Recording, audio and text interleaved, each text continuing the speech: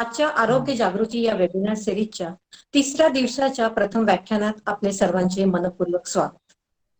आजचे आपले व्याख्याते आहेत डॉक्टर बालाजी अलमले. डॉक्टर अलमले सरांनी MBBS प्रथम श्रेणीत उत्तीर्ण झाल्यानंतर प्रिव्हेंटिव्ह अँड सोशल मेडिसिन या विषयात MD केले आहे. तसेच सरांनी associate fellow in industrial health and hospital administration मध्ये डिप्लोमा केला आहे. सध्या सर मराठा विद्याप्रसारक समाजाच्या डॉक्टर वसंतराव पवार वैद्यकीय महाविद्यालय नाशिक येथे कम्युनिटी हेल्थ या विषयाचे विभाग प्रमुख म्हणून कार्यरत आहेत. वैद्यकीय संशोधन पद्धत व वैद्यकीय शिक्षण या विषयावरील अनेक कार्यशाळेत सरांनी मोलाचे मार्गदर्शन केले आहे व अनेक शोध निबंध आंतरराष्ट्रीय जर्नल्समध्ये प्रसिद्ध केले आहेत. FDA गाईडलाईन्स प्रमाणे असणारे गुड क्लिनिकल प्रॅक्टिस हे तंत्रज्ञान सरांना अवगत आहे. आपल्या या हेल्थ अवेअरनेस या वेबिनार सिरीजसाठी सरांचे मोलाचे सहकार्य लाभले आहे. आज सर प्राण्यांचा चावा किंवा दंश झाल्यावर वैद्यकीय मदत मिळेपर्यंत कोणता प्रथमोपचार करायचा याविषयी मार्गदर्शन करणार आहेत. मी डॉक्टर अलमले सरांना आपल्या व्याख्यानाला सुरुवात करावी ही विनंती करते. Doctor Almale sir.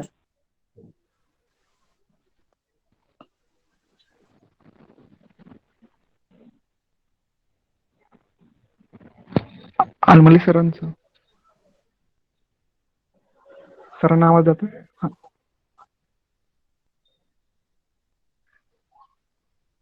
सरांना आवाज जातोय आपला? हो, जॉईन झाले doctor Almale sir. Sir join झाले. Doctor Almale sir. हो हो, पण ते त्यांचा माईक म्यूट असेल बहुतेक, त्यांना मला अनम्यूट करा. हा ना, कॉन्टॅक्ट करावं लागेल. एक सेकंड. एक मिनिट, मी कॉल करतो. ओके.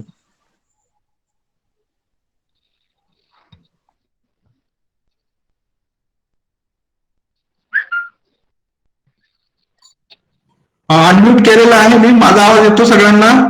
हो हा सर, स्टार्ट करा सर. स्टार्ट करा.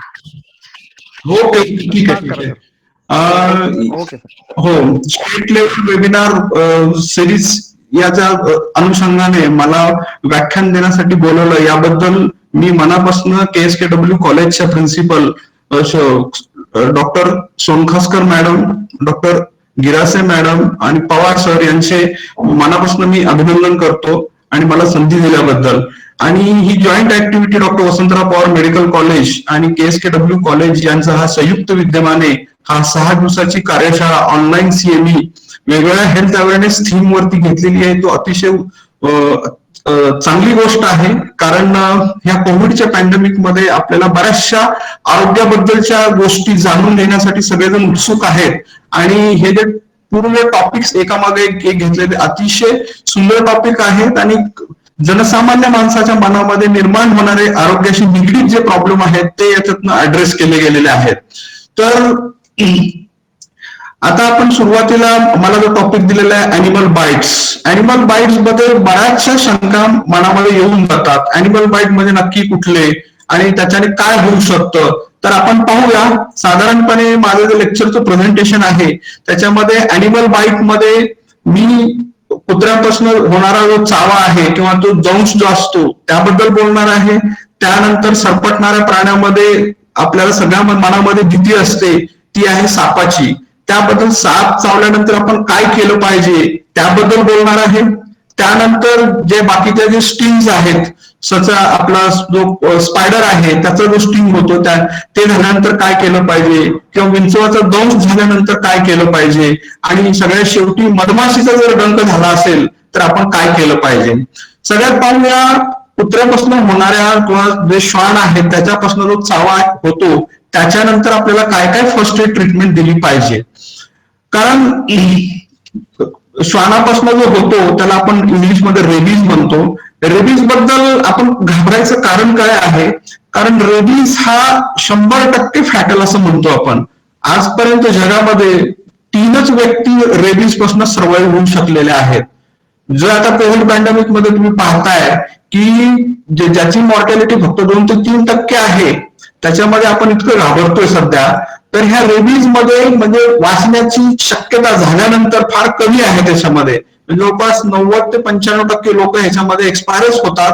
म्हणून हा आजार जडू नये यासाठी आपल्याला खूप काळजी घेतली पाहिजे. आणि आपल्या घरामध्ये जे डोमेस्टिक पेट्स असतील किंवा जे वाईल्ड लाईफच्या संदर्भामध्ये आपण कुठं संपर्कात आल्यामध्ये त्यांच्याशी आपलं काही क्लोज इंटिमेट होणार आहे, तर त्याच्यातनं निर्माण होणारा हा रेबीज आजार आहे. जेवढे काही वाईल्ड लाईफ आहे, म्हणजे तो लांडगा असेल, कोल्हा असेल, टायगर असेल, किंवा बिबट्या असेल, किंवा वाघ असेल, किंवा जेवढे काही वाईल्ड लाईफचे अॅनिमल येतात, किंवा आपल्या घरामध्ये आपण जसं म्हणतो सिंहाची मावशी आपल्या घरामध्ये वावरते ती मांजर आहे, त्या मांजरीचा सुद्धा जो चावा आहे त्याच्यातनं पण रेबीज होण्याची शक्यता आहे. म्हणून रेबीज होऊ नये यासाठी पेटचं वॅक्सिनेशन खूप महत्वाचं आहे. घरामध्ये जे आपण पेट पाळतो, कुत्रा आणि मांजर, या दोघांचंही रेबीजचं वॅक्सिनेशन होणं खूप इम्पॉर्टंट आहे. त्याच्यामध्ये 2 प्रकारच्या लसी येतात. एक आहे जर आपण आता दिली तर 6 महिन्याने बुस्टर देतो आणि त्याची व्हॅलिडिटी 1 वर्षाची असते. दुसरी जी लस आहे 1 द्यायची, त्याच्यानंतर 6 महिन्याची, आणि 3 वर्षानंतर परत बुस्टर डोस देतो प्राण्यांना.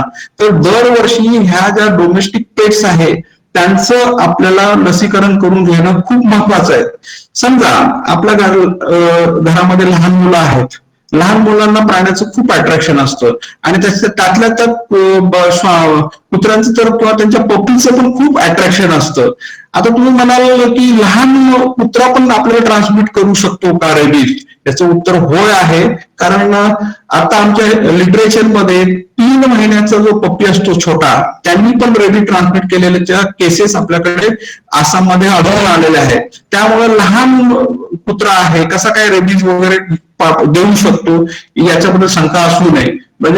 म्हणून लहान कुत्र्यांचं पण आणि मोठ्या कुत्र्यांचं पण वेळोवेळी त्यांचं रेबीजचं लसीकरण होणं खूप महत्वाचं आहे. समजा आता हा जर श्वान आपल्या ओळखीचा नाहीये, अनोळखी आहे, किंवा वाईल्ड स्ट्रे डॉग आहे, ज्यावेळेस हा आपल्याला चावतो त्यावेळेस काय काय आपण काळजी घेतली पाहिजे त्याच्या अनुषंगाने आपण बघूया.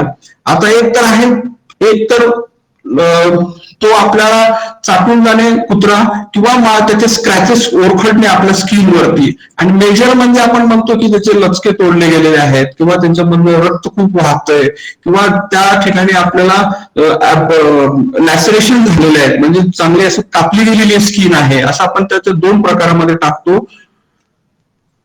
त्यानंतर सगळे हाऊसहोल्ड पेट किंवा स्ट्रे डॉग्स या दोघांपैकी होऊ शकतो.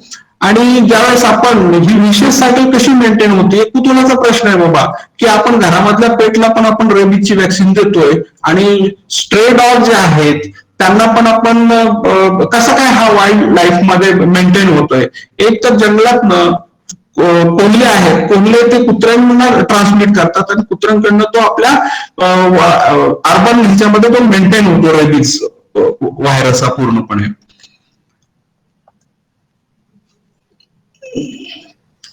एक कुठलीही बाईट आहे जी आपल्या स्किनला ब्रेक करते आणि ती इन्फेक्शन करू शकते. आता याच्यामध्ये आम्ही क्लास ऑफ बाईट्स ठरवतो, क्लास 1, क्लास 2, क्लास 3.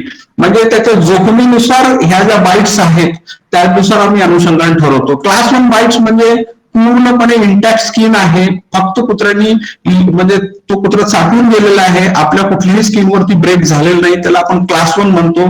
फक्त हे आपण पायावर असेल आणि किंवा हातावर असेल तर कन्सिडर करतो. क्लास 2 म्हणजे जेथे नकाने कुत्र्याच्या ओरखडा घेतलेला आहे, आपल्या स्किनला ब्रीच झालेला आहे, किंवा थोडंसं रक्त ऊज आउट झालेलं आहे, तर आपण क्लास 2 अशी याची कॅटेगरी करतो. आणि क्लास 3 म्हणजे जे आपल्या चेहऱ्यावरती ओरखडे ओढलेले आहेत, किंवा हातापायाचे बऱ्यापैकी मोठा चावा घेतलेला आहे, ज्याच्यातनं रक्त भरपूर यायला लागलंय, किंवा ज्यांना सुचर टाकण्याची गरज पडू शकते, इतक्या मोठ्या प्रमाणात झालेलं आहे, त्याला आपण क्लास 3 असं बाईट म्हणतो. तर या वेगवेगळ्या तिन्ही ह्याचं वर्गीकरण करून त्या पद्धतीने आम्ही ट्रीटमेंट देतो. पण याच्यामध्ये रेबीजला फर्स्ट एड ही अत्यंत महत्वाची आहे. का महत्वाची आहे याची जर आपण पॅथॉलॉजी बघितली या व्हायरसची, तो काय करतो, आपल्या जे नर्वस टिश्यू आहेत पेरिफेरीमध्ये आलेल्या, त्या नर्वस टिश्यू किंवा मज्जातंतू संस्थेमध्ये हा एंट्री करतो, आणि तिथून तो आपल्या सेंट्रल नर्वस सिस्टीम मध्ये येतो, आणि तिथून मग याचे साइन अँड सिम्पटम्स चालू होतात.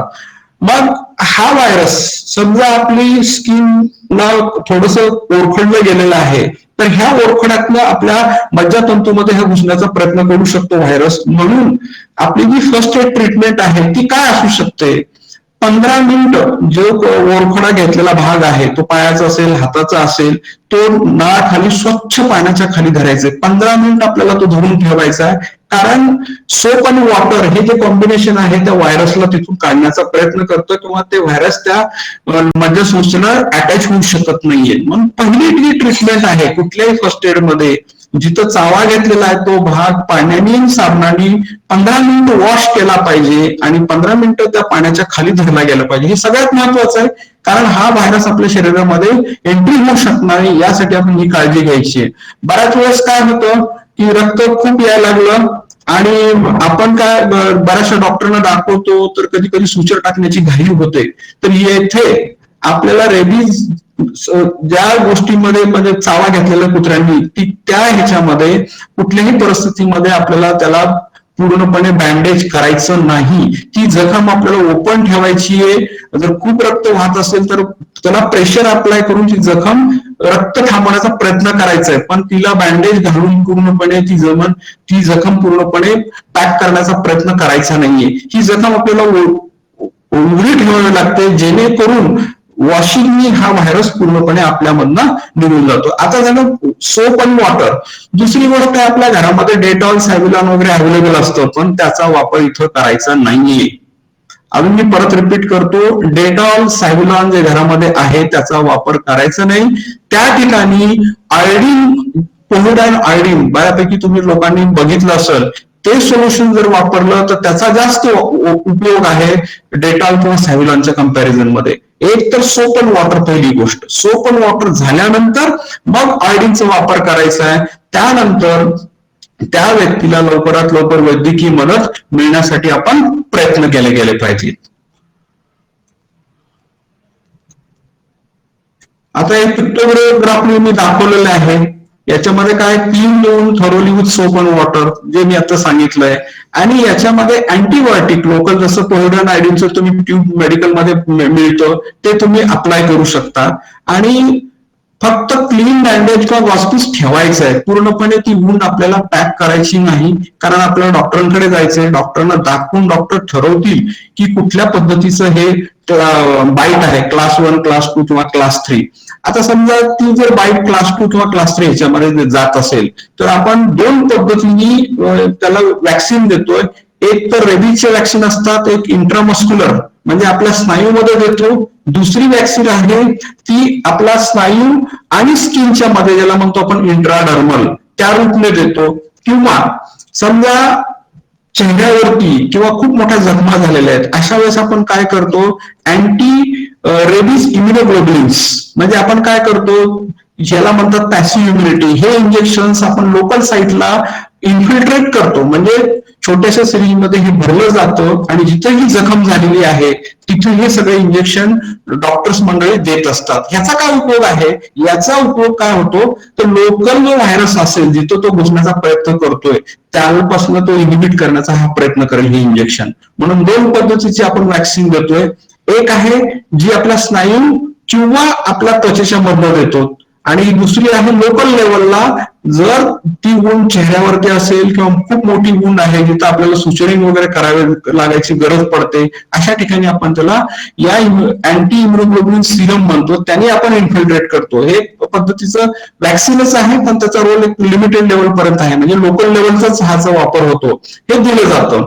तर सर्वप्रथम आपल्याला काय करायचंय, ती जखम स्वच्छ करायची, प्लेंटी ऑफ वॉटर आणि सोप. त्याच्यानंतर आपल्याला घरात अवेलेबल असलेलं अँटीबायोटिक म्हणजे पोव्हिडॅन आयोडीनचं जे अँटीबायोटिक आहे ते लावायचं, हलकीशी बँडेज ठेवायची त्याच्यावरती आणि त्याला डॉक्टरकडे घेऊन जायचं. हे खूप महत्वाचं आहे. आणि दुसरी गोष्ट, ज्या श्वानाने आपल्याला चावा घेतलेला आहे त्या श्वानाच्या बाबतीत आपण काय केलं पाहिजे. एक, त्याला आपण ऑब्झर्व करूया 10 दिवस पुढचे 10 दिवस आपल्यासाठी महत्वाचे आहेत. तो स्ट्रे डॉग असेल किंवा पेट डॉग असेल तर आपल्याला माहिती आहे, त्याची हिस्ट्री आहे आपल्याकडे, की पूर्णपणे त्याला इंजेक्शन दिलेलं आहे. रेबीजचं इंजेक्शन कधी दिलं होतं ह्याच्यावरून आपण डॉक्टरांना ते कार्ड दाखवू शकतो किंवा ती हिस्ट्री सांगू शकतो. पण प्रॉब्लेम येतो कधी, जो चाललेला रस्त्यावरचा कुत्रा आहे त्याने जर चावा घेतला असेल, त्याला जर आपल्याला फॉलो करता आलं त्या कुत्र्याला, तर साधारण 10 दिवस आपल्याला फॉलो केलं पाहिजे. कारण तो जर कुत्रा जर 10 दिवसाच्या आतमध्ये मरण पावला तर त्या कुत्र्याला रेबीज होतात. त्यामुळे आपल्याला अलर्ट होतं की आपण बरेचसे प्रिकॉशन घेतले पाहिजेत. कारण रेबीजचा जो इन्क्युबेशन पिरियड आहे खूप व्हॅरिड आहे. म्हणजे तो 1 महिन्यात, 2 महिन्यात, 3 महिन्यात, 4 महिन्यात, म्हणजे तो व्हायरस जो आहे तो कसा ट्रॅव्हल करतो आपल्या मज्जासंस्थेमध्ये त्याच्यावरती ठरतं. म्हणून पुढचे 6 महिने किंवा 3 महिने आपल्यासाठी खूप क्रिटिकल होतात जर हा कुत्रा एक्सपायर होतो तर. म्हणून पोस्ट एक्सपोजर प्रोफायलॅक्सिस मध्ये ज्या वेगळ्या प्रकारचे जे डोसेस आहेत ते द्यायचे आणि लोकल लेवलला इम्प्लिमेंटेशन केलेली इम्युनोग्लोबिनची व्हॅक्सिन पण त्याला दिली गेली पाहिजे. ही काळजी आपण घ्यायची आहे आपल्या साईडनी. आता काही याच्यामध्ये काही लोक काळजी घेतात प्राण्यांची, तर या लोकांमध्ये रुटीनली आपण रेबीजचं वॅक्सिनेशन दिलं पाहिजे. म्हणजे जे समजा एखाद्या ठिकाणी श्वान पाळले गेलेले आहेत तर ज्याच्यामध्ये किंवा वेटरनरी डॉक्टर्स असतील कोणी जे की त्यांचा दररोजचा त्यांच्या कॉन्टॅक्टमध्ये येतात, तर अशा लोकांनी पण रेबीजची वॅक्सिन चावा घेण्याच्या आधीच, म्हणजे याला म्हणतो आपण प्री प्रोफायलॅक्सिस म्हणतो. आपण रेबीजचा चावा घेतल्यानंतर पोस्ट प्रोफायलॅक्सिस म्हणतो. पण आपल्या लहान मुलांमध्ये बाकीच्या ज्या वॅक्सिन देत आहेत, म्हणजे टीबीची वॅक्सिन ही आपण आधीच होतो, म्हणजे टीबी झाल्यानंतर नाही देत. पण रेबीजची वॅक्सिन कशी आहे, रेबीज चावा घेतल्यानंतर देतो. पण काही लोकांमध्ये तो होऊ नये यासाठी जे लोक हँडल करतायत ह्या सगळ्या गोष्टी, त्यांना प्री प्रोफायलॅक्सिस आपण म्हणून रेबीजची वॅक्सिन पिरियडिक बेसिसवर देत असतो.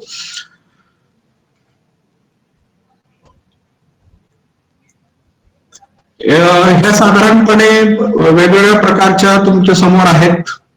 मेजर बाईट जर असतील, समजा आता इथं पिक्चर मध्ये दाखवलेलं आहे की हातावरती आहे, apply pressure to stop the bleeding, म्हणजे वेगळं आहे त्याच्यामध्ये. Clean the wound with soap and water ही करायची आहे.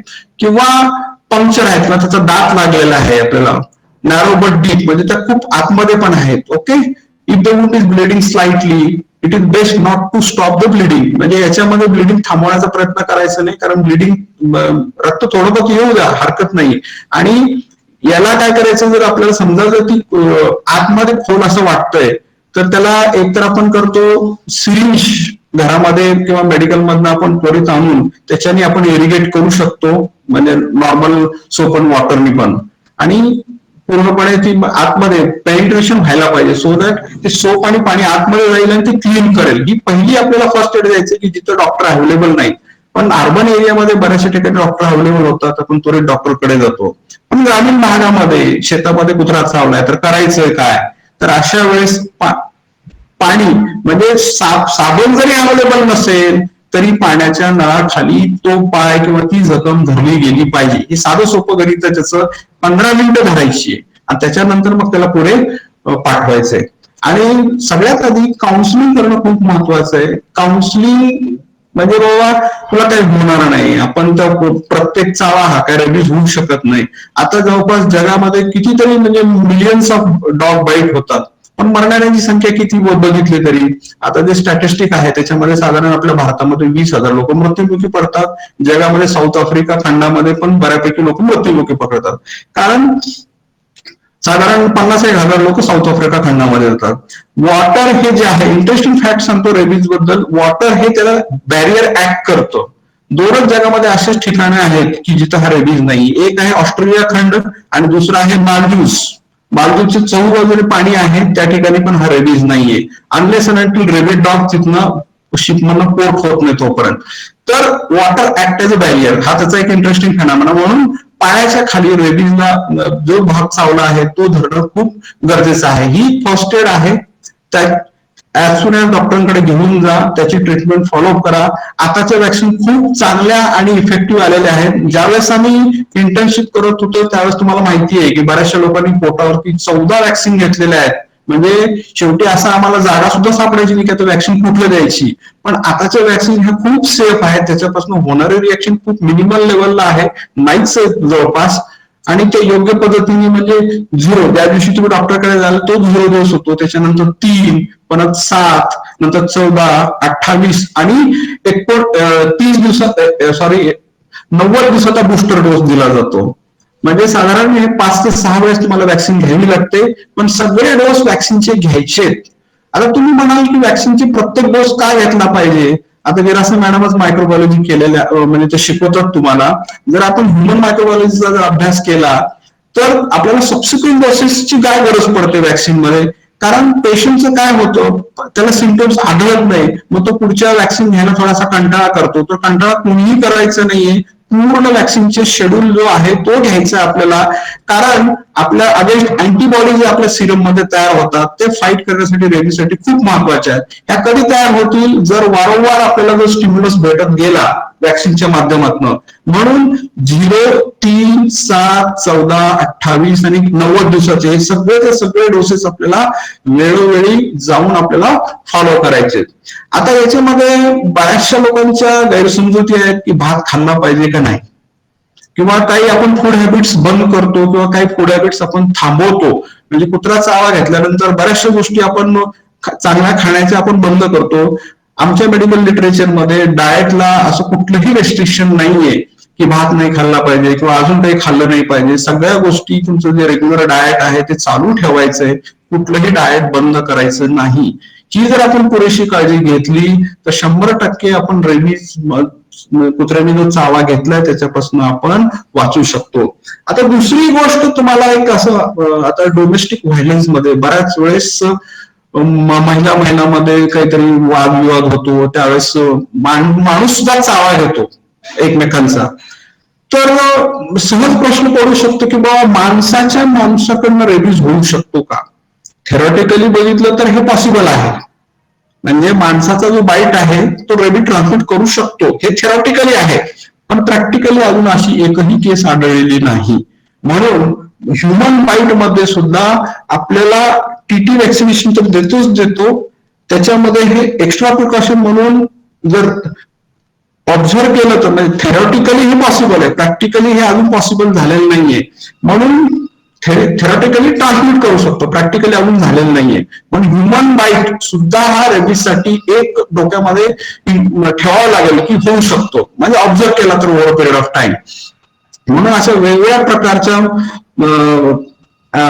म्हणजे प्राण्यांच्या चावामधनं हा आपल्याला रेबीज होऊ शकतो. आणि हा कसं आहे, निग्लेक्टेड आहे, म्हणजे इतकं त्याला प्रायोरिटी दिली जात नाहीये. आणि याची जी वॅक्सिन आहे ती पूर्णपणे गव्हर्नमेंटमध्ये अवेलेबल आहे, ती टोटली फ्री ऑफ कॉस्ट आहे. तर तुमचे सब सेंटर असतील किंवा प्राथमिक आरोग्य केंद्र असतील किंवा सब डिस्ट्रिक्ट RH हॉस्पिटल असतील किंवा सिव्हिल हॉस्पिटल, या सगळ्या ठिकाणी ही लस उपलब्ध आहे. तर तेथे जाऊन ही ट्रीटमेंट आणि ही लस प्रत्येक जण घेऊ शकतो आणि आपल्याला पूर्णपणे रेबीज पासून तो माणूस पूर्णपणे वाचवू शकतो. आपल्याला जे काय करायचंय ते प्रिव्हेन्शन पार्ट आहे पूर्णपणे. हा आपल्याला रेबीज होऊच द्यायचं नाही, हा प्रिव्हेन्शन पार्ट आहे.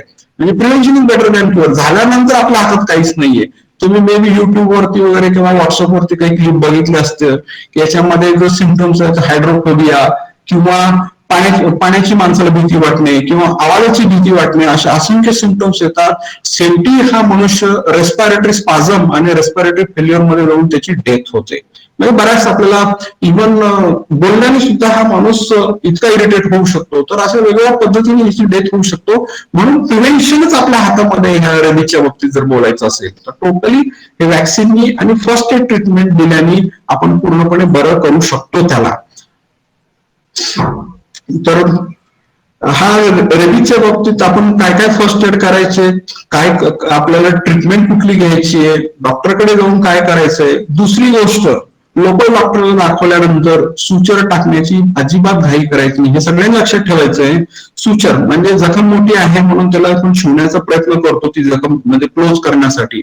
पण यामध्ये काय करावं लागेल, आपल्याला 24 ते 48 तासाचा वेळ द्यावा लागेल आपल्याला ती पूर्णपणे जखम म्हणजे फक्त बँडेज ठेवून आपल्याला ती थांबवायची. त्याच्यानंतर आपल्याला सुचर घालावे लागतात आणि तेही सुचर म्हणजे एकदम टाईटली घालता येत नाहीये, ते थोडेसे लूजच ठेवावे लागतात. म्हणजे पूर्णपणे स्किन चांगल्या प्रमाणे पूर्वीप्रमाणेच होईल अशी गॅरंटी देता येणार नाही याच्यामध्ये. त्याच्यानंतर पाहिजे असेल तर आपण रिकन्स्ट्रक्टिव्ह सर्जरी करू शकतो, पण प्रायमरी लेवलला हे सुचर थोडेसे लूज घातले जातात, जेणेकरून हा व्हायरस म्हणजे परत इंजुरी तयार होऊन हा पुढे ट्रॅव्हल करू नये आपल्या मज्जासंस्थेकडे. हीच काळजी घेतली पाहिजे आपल्याला ज्यावेळेस रेबीज म्हणजे श्वानाचा चावा असेल किंवा लांडग्याचा असेल किंवा कोल्ह्याचा असेल वाईल्ड अॅनिमल मध्ये, किंवा वाघ असेल किंवा दुसरं काही आपलं मांजर असेल, हे सगळे ह्या सगळ्या प्राण्याचे चावे हे रेबीज आणि टिटॅनस हे दोन्ही ट्रान्समिट करू शकतात. म्हणून टिटॅनस ची पण आपल्याला डोस घ्यावा लागतो आणि रेबीजचा पण डोस घ्यावा लागतो. हे परत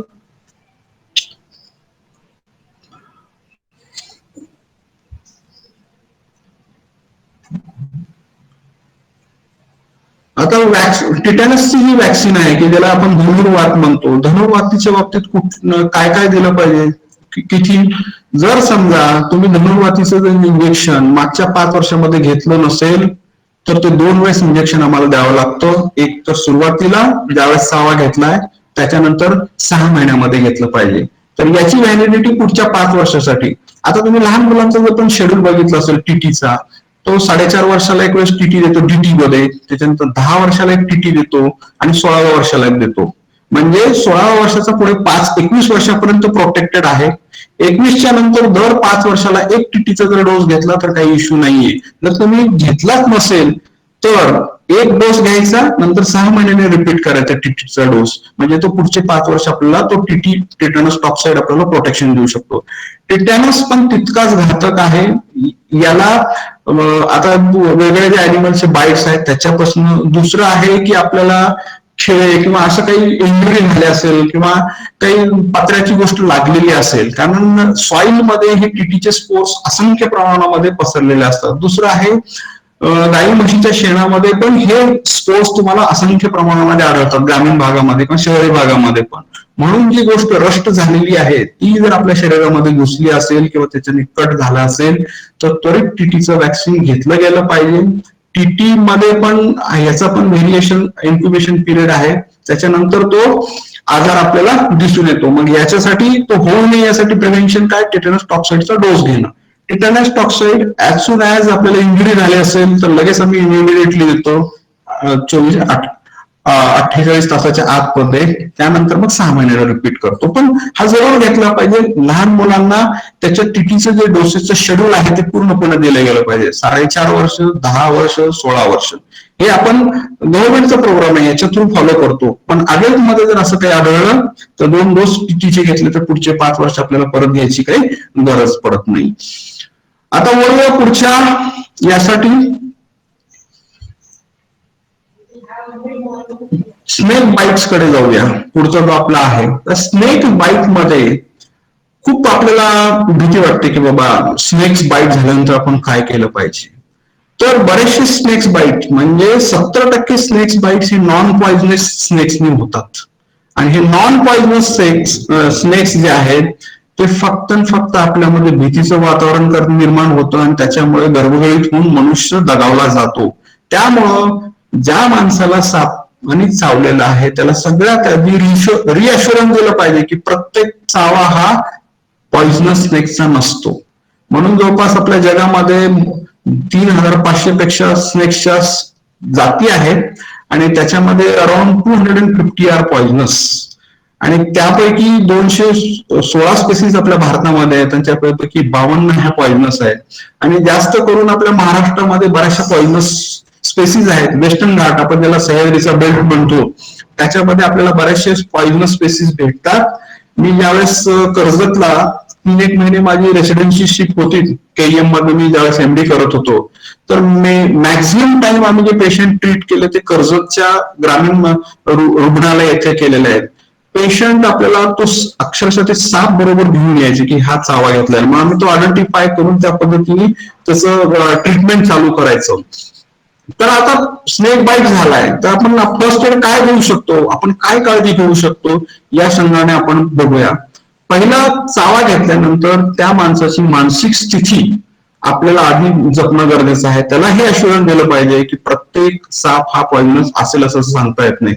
काही स्पेसिस आहेत त्या पॉइझनस आहेत, त्या आपल्याला माहिती आहे, जसं किंग कोब्रा आहे, जसं फॅटॅलिटी, म्हणजे 2 प्रकारचे साप आहेत ज्यांचं जे पॉइझन आहे, एक तर मध्यसंस्थेवरती काम करतं, त्याला म्हणतो आम्ही न्यूरोटॉक्सिक, आणि दुसरे जे साप आहेत त्यांचं टॉक्सिन आहे ते हेमॅटोटॉक्सिन, म्हणजे आपल्या ब्लडच्या गोष्टीवरती संस्थेवरती ते काम करतात आणि अननेसेसरी कुठल्याही ऑरिफायसेस मध्ये ब्लिडिंग चालू होऊन जातं. एक न्यूरोटॉक्सिक आणि हेमॅटोटॉक्सिक अशा 2 प्रकारचे सापाची विष आहेत.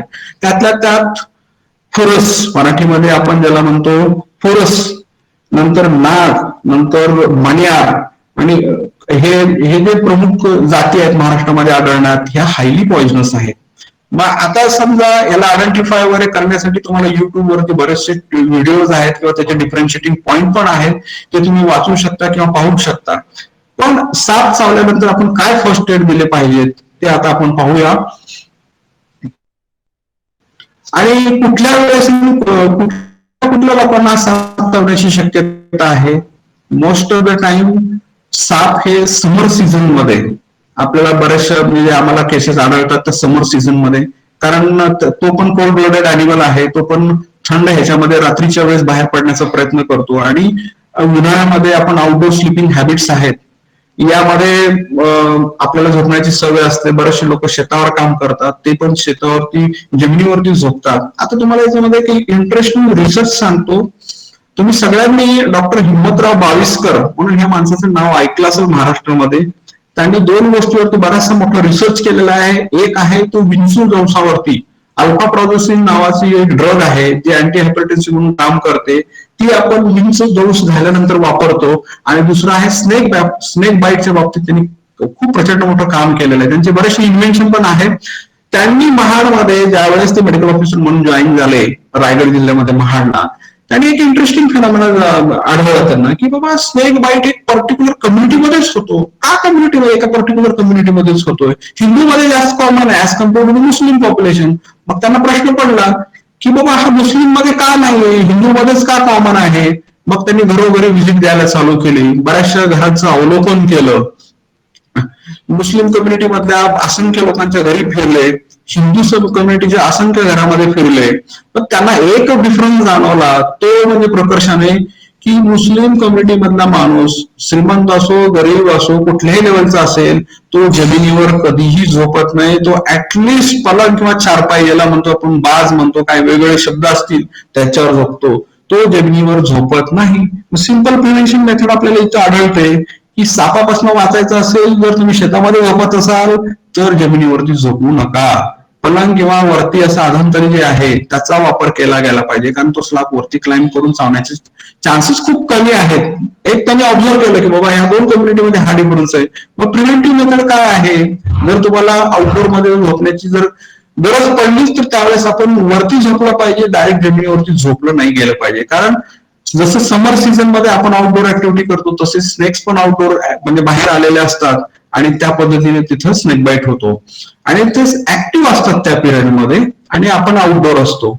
आणि agriculture and tropical region report more snake bites, कारण आपल्याला माहिती आहे की रात्रीच्या वेळेसच वीज चालू असते, त्यामुळे आपण शेतामध्ये पाणी द्यायला जातो किंवा ऍग्रिकल्चर काही कामं असतात सकाळी किंवा संध्याकाळी करतो. तर मग या लोक जे कामं करतात ते अफेक्टेड आहे स्नेक बाईट साठी.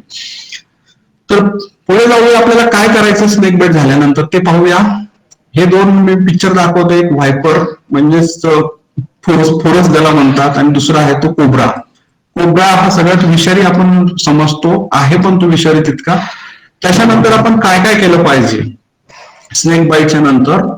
स्नेक बाईट्स यामध्ये डेथ होऊ शकते, एक तर त्या टॉक्सिनमुळे होऊ शकते, दुसरी डेथ ही तो माणूस गर्भगळीत झाल्यामुळे पण होऊ शकते. कारण डायरेक्टली आपले मायकडे इन्फेक्शन होऊ शकतं, हार्ट अटॅक येऊ शकतो किंवा वेगवेगळं अटॅक येऊन पण माणसाचा मृत्यू होऊ शकतो. म्हणून त्याला रिअश्युरन्स की प्रत्येक साप हा म्हणजे विषारीच असू शकत नाही, तुला नॉन पॉइझनस स्नेकनी पण म्हणजे चावला असेल आपण त्याला असं अश्युरन्स देऊ शकतो, त्याच्याशी बोलणं गरजेचं आहे. दुसरी गोष्टी बऱ्याचशा स्पेसिस आपण बघितलं 3500 पैकी हार्डली 250 स्पेसिस फक्त ह्या पॉइझनस आहेत, बाकीच्या सगळ्या हार्मलेस आहेत. Unless you are absolutely sure treat it. प्रत्येक स्नेक बाईट आपल्याला सिरियसली ट्रीट करायचं आहे, तो लवकरात लवकर त्याच्या घरापासून त्याला ट्रीटमेंट फॅसिलिटी पर्यंत पोहोचवायचं आहे. पण त्याच्यामध्ये आपल्याला काय ऍक्टिव्हिटी करायच्या आहेत आता ह्या पाहूया आपण. एक आहे फर्स्ट एड मॅनेजमेंट मध्ये आपल्याला काय करायला पाहिजे.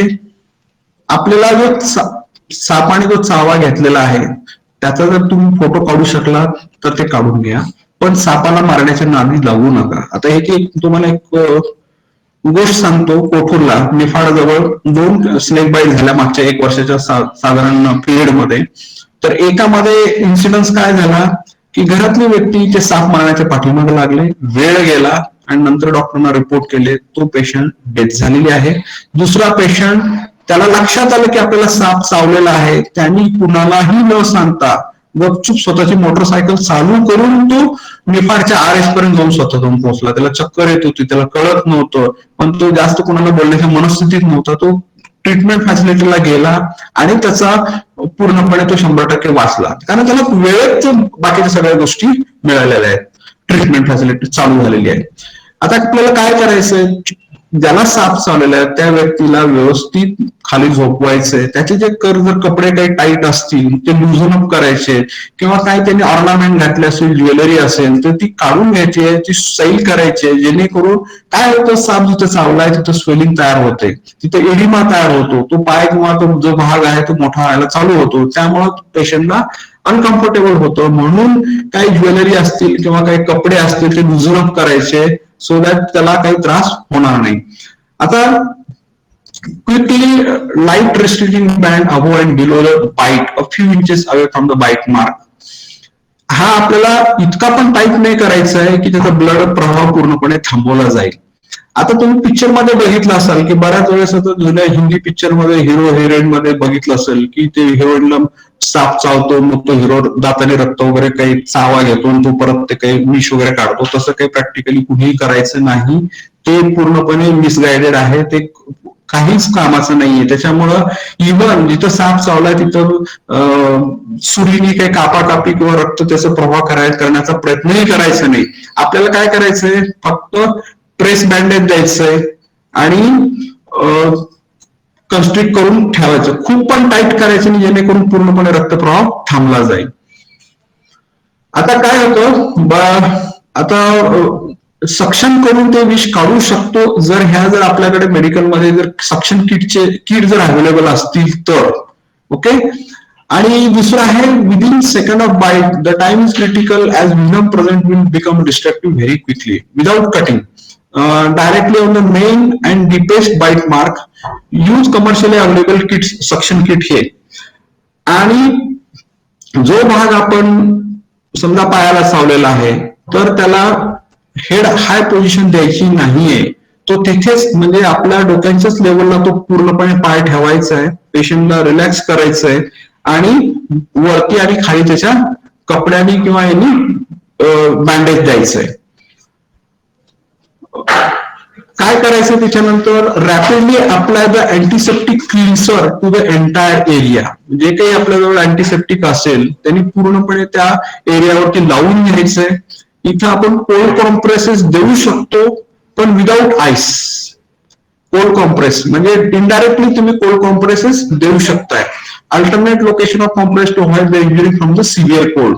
म्हणजे तुम्ही आईस असेल तर तो बॅगेमध्ये पकडा आणि तो ठेवा, पण तो एकाच ठिकाणी ठेवायचा नाही, वेगवेगळ्या ठिकाणी ठेवायचा आहे.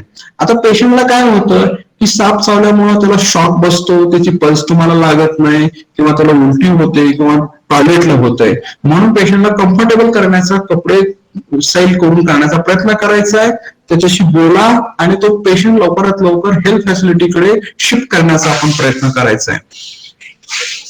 आपलं प्रायमरी एम काय आहे फर्स्ट एडचं, ते जे विष आहे ते वरती जाऊ द्यायचं नाही आपल्याला.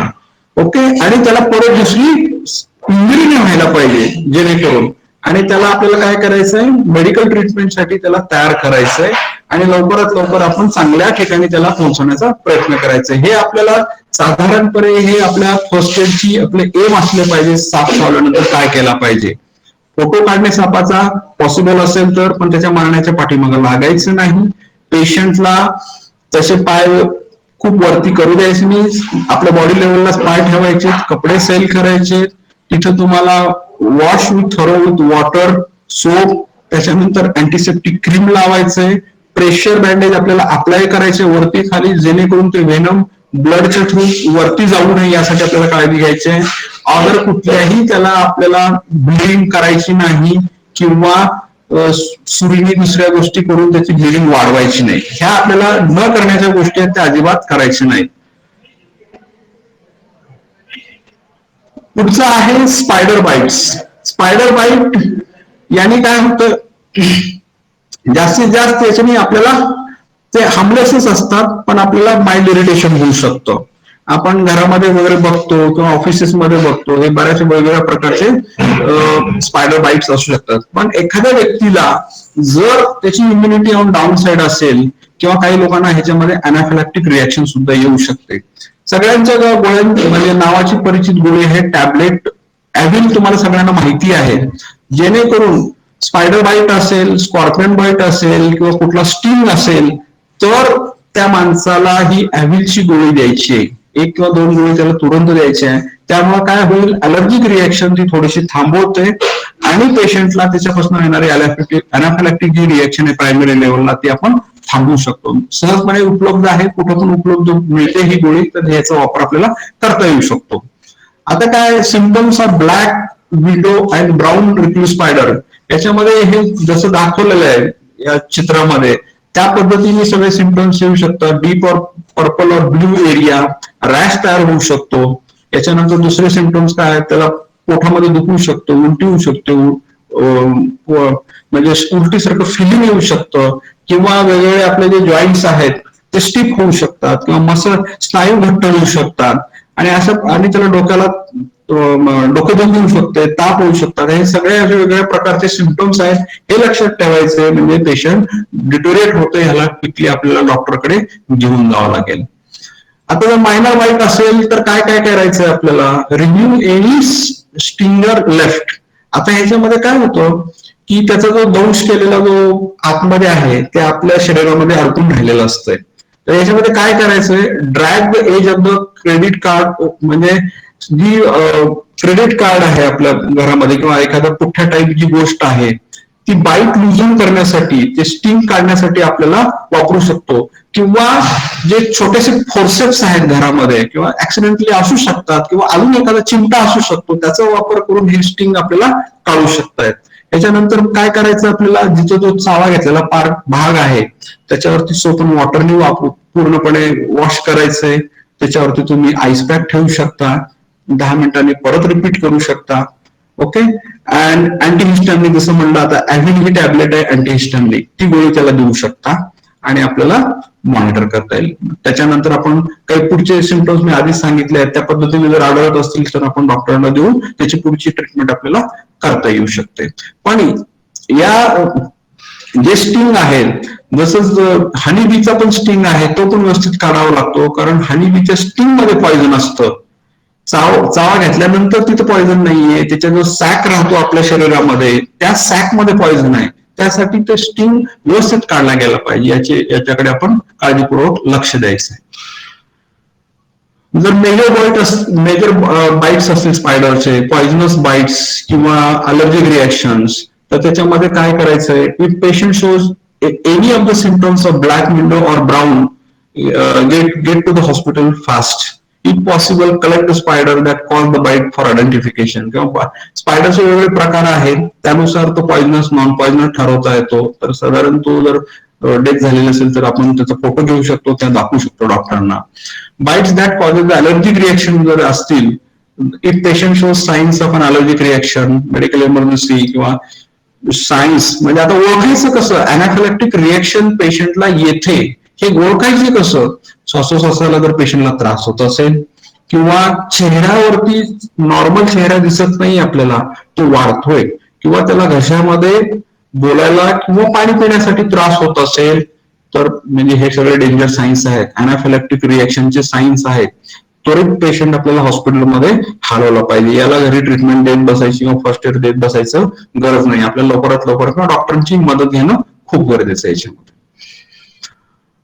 While waiting for help to arrive काय काय करायला पाहिजे? Check the patient breathing. ज्यावेळेस अनाफिलॅक्टिक रिएक्शन होते, जर त्याला आपण म्हणतो कार्डिओपल्मोनरी रिससिटेशन. आता तुम्हाला कार्डिओपल्मोनरी रिससिटेशन हिरालाल पवार सरांनी तुम्हाला सांगितलं असेल, तर घरामध्ये प्रत्येकाने कार्डिओपल्मोनरी रिससिटेशन हे शिकून घेतलं पाहिजे. जर आपण वेस्टर्न डेव्हलप कंट्रीच्या जर लोकांशी जर आपण कम्पेअर करायला गेलो, तर प्रत्येक लोकांना सीपीआर शिकवलं जातं आणि प्रत्येकाला तिथं सीपीआर येतं, जेणेकरून अशा सिच्युएशन मध्ये पेशंट आपण वाचवू शकतो.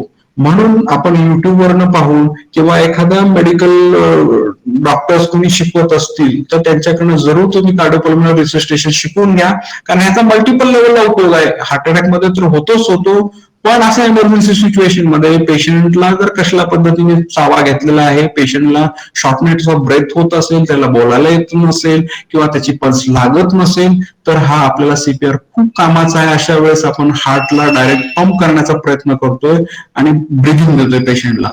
So in case of swelling, remove ring and restrictive clothing. If shock, lie down them, elevate their feet 12 inches. अशा शॉक मध्ये आपल्याला पाय वरती करायचे. पाय वरती करायला लावायचं म्हणजे का बरं असं आपण करतोय? कारण पेरिफेरिक सर्क्युलेशन मध्ये जे ब्लड आहे ते हार्टकडे जाईल आणि हार्टला अवेलेबल राहील जास्तीत जास्त ब्लड. म्हणून आपल्याला अशा सिच्युएशन मध्ये पाय वरती म्हणजे 2 उशा ठेवा, त्याच्या खाली 3 उशा ठेवा. पेशंट बेडवर झोपलाय, इथं टॉर्निकेट अप्लाय करायचं नाही. आणि अशा कुठल्याही सिच्युएशन मध्ये जर पेशंटला तुम्हाला कुठली मेडिकेशन जर द्यायची असेल घरामध्ये, तर ऍस्पिरिन ही कुठल्याच पेशंटला इमर्जन्सी सिच्युएशन मध्ये द्यायची नाही, एक्सेप्ट मायकार्डियल इन्फार्क्शन जिथं ज्या पेशंटला होतो, ज्यांनी हार्ट अटॅकने होतात त्यांना तुम्ही ऍस्पिरिन देऊ शकता, पण बाकीच्या अशा पेशंटला ऍस्पिरिन द्यायचं नाही. कारण ऍस्पिरिनमुळे काय होतं, बाकीचे कॉम्प्लिकेशन क्रिएट होतात. त्यामुळे अशा पेशंटला आपण ऍस्पिरिन देत नाही, ज्यांना स्टिंग होतो आणि अनाफिलॅक्टिक रिएक्शन येते अशा पेशंटमध्ये. पुढचं आहे विंचवाचा दंश, म्हणजे त्याला म्हणतो आपण स्कॉर्पियन स्टिंग्स. हे आपल्या इंडियामध्ये सगळ्यांनी कमी अधिक प्रमाणामध्ये तुमच्या आयुष्यामध्ये कधी ना कधी हा विंचवाचा दंश पाहिला असेल किंवा हे विंचव पाहिले असतील तुम्ही. हे हॉट कंट्रीज मध्ये क्वाईट कॉमन आहे. Small insect that have long tails with sting in the end. हे कोकणामध्ये पण बऱ्याच ठिकाणी तुम्ही हे स्कॉर्पियन स्टिंग ऐकले असतील. याच्यामध्ये होतंय काय, इट इज व्हेरी पेनफुल. म्हणजे ह्याचे जे सिम्पटम्स आहेत, समजा जर हाताला चावलं असेल तर हाताला प्रचंड वेदना होतात, असह्य वेदना होतात. पायाला चावलं असेल, मुंग्या येतात, टिंगलिंग नमले ज्याला म्हणतो तो येतो, किंवा पाय उचलता येत नाही, त्याच्यामध्ये खूप पेन होतात. अनबेरेबल पेनफुल ऍक्टिव्हिटी असते. आणि याच्यामध्ये आपण ग्रामीण भागामध्ये जर गेलं तर समजुतीप्रमाणे काय करतो, स्कॉर्पियन बाईट झालाय, आपण काय म्हणतो पान खाऊ किंवा बाकीच्या ज्या लोकल ट्रीटमेंट आहेत त्या करण्याचा प्रयत्न करतोय, पण तसं आपल्याला काही करायचं नाहीये. तर काय करायचं ते पाहूया आपण स्कॉर्पियन स्टिंगच्या बाबतीत. फर्स्ट एड मॅनेजमेंट काय, rest the casualty in comfortable position, do not let the casualty move about if agitated. म्हणजे परत पेशंटला शांत करणं आहे, त्याला व्यवस्थित बोलणं आहे. आता इथं काय आहे, remove any venom or blood from around wound by wiping out from the wound itself. परत काय करायचं, never cut the side of the bite. म्हणजे इथं पण सुरीनी किंवा ब्लेडनी काही कट करायचं नाहीये. जे ब्लड वाईप आउट होतंय ते पूर्णपणे काढून घ्यायचंय. आता याच्यामध्ये बघा, जे स्कॉर्पियन बाईट आहेत याच्यामध्ये पाय वरती घ्यायचे नाहीयेत, कारण it will help the venom to spread. याच्यामध्ये आपल्याला बॉडी लेवललाच पाय ठेवायचे, पायाच्या खाली उशा ठेवायच्या नाही. आणि काय करायचंय, apply a pad or sterile dressing to the wound. तिच्यात बँडेज देऊन आपल्याला फर्मली करायचंय. बँडेज देऊन firmly if possible with a crepe bandage. Crepe bandage सगळ्यांना माहिती आहे. क्रेप बँडेजनी ते पूर्णपणे पाय बांधून ठेवायचं आहे. इथं तुम्ही टॅबलेट ऍव्हिल देऊ शकता पेशंटला, अनाफिलॅक्टिक रिएक्शन किंवा बाकीचे येऊ नये. पण जी पुढची ट्रीटमेंट आहे ते तुम्हाला डॉक्टरकडे जाऊन करावी लागते. जर या विंचवाचा जर स्टिंग तुम्हाला जर दिसत असेल तर फोर्सेप किंवा तत्सम गोष्टी घरामध्ये जर काही अवेलेबल असतील तर त्याच्यानी काढायचा प्रयत्न करा, ते काढून टाका, जेणेकरून ते व्हेनम पुढे पसरणार नाही याची आपल्याला काळजी घेता येईल. ही बेसिक, पण याच्यामध्ये लक्षात काय ठेवायचं, पाय वरती घेऊन द्यायचे नाहीये, कारण विंचवाचा व्हेनम जे आहे ते स्प्रेड होण्याचे जास्त चान्सेस होतात, त्याच्यामुळे हा बॉडी लेवललाच ठेवायचा आहे. पण आधी बघितलं, आधीच्या ह्याच्यामध्ये स्टिंग मध्ये आपल्याला तो पाय वरती ठेवायचा, याच्यामध्ये ठेवायचं नाहीये. तर या छोट्याशा गोष्टी आहेत आपल्याला लक्षात ठेवाव्या लागतील. पुढचं आहे टिक बाईट्स. टिक बाईट्स म्हणजे ज्याला म्हणतो आपण मराठीमध्ये गोचीड.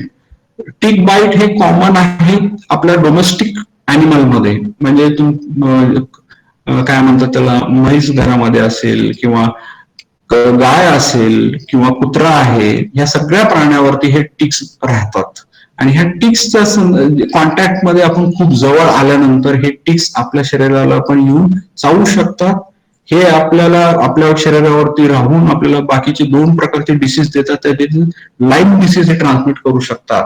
तर काय काय आपण ट्रीटमेंट केली पाहिजे, काय आपण त्याची काळजी घेतली पाहिजे ते पाहूया. डोमेस्टिक अॅनिमल मध्ये जर टिक्सचा जर प्रभाव असेल त्यांच्या बॉडीवरती, तर त्याला आपण जीबीएस हे औषध येतं, गॅमा बेन्झिन म्हणून, ते आपण त्याच्या शरीरावरती लावतो, जेणेकरून ह्या सगळे टिक्स ते गायब होऊ शकतात. म्हणून ते आपले जे डोमेस्टिक अॅनिमल आहेत त्यांची पण वेळोवेळी ट्रीटमेंट केली गेली पाहिजे. जे शेड्स आहेत काऊचे किंवा आपल्या जिथे म्हशी ठेवतो ते शेड्स पण आपण वेळोवेळी स्प्रे करून घेतले पाहिजेत, ह्या गॅमेझिन जीबीएच ज्याला म्हणतो त्यांनी स्प्रे, सो दॅट हे तिथं हार्बर होणार नाहीत किंवा आपल्या प्राण्यावरती राहणार नाहीत. त्यांचं रेग्युलर वॉशिंग व्हायला पाहिजे ह्या सगळ्या डोमेस्टिक अॅनिमल्सचं. पण समजाच याच्यापासून जर आपल्याला बाईट झाला तर काय काळजी घ्यायची ते पाहूया आपण टिक बाईट मध्ये. साधारणपणे तो चावल्यानंतर आपल्या शरीराला असा चिटकून राहू शकतो, हे त्याचं दुसऱ्या याच्यामध्ये दाखवलेलं आहे.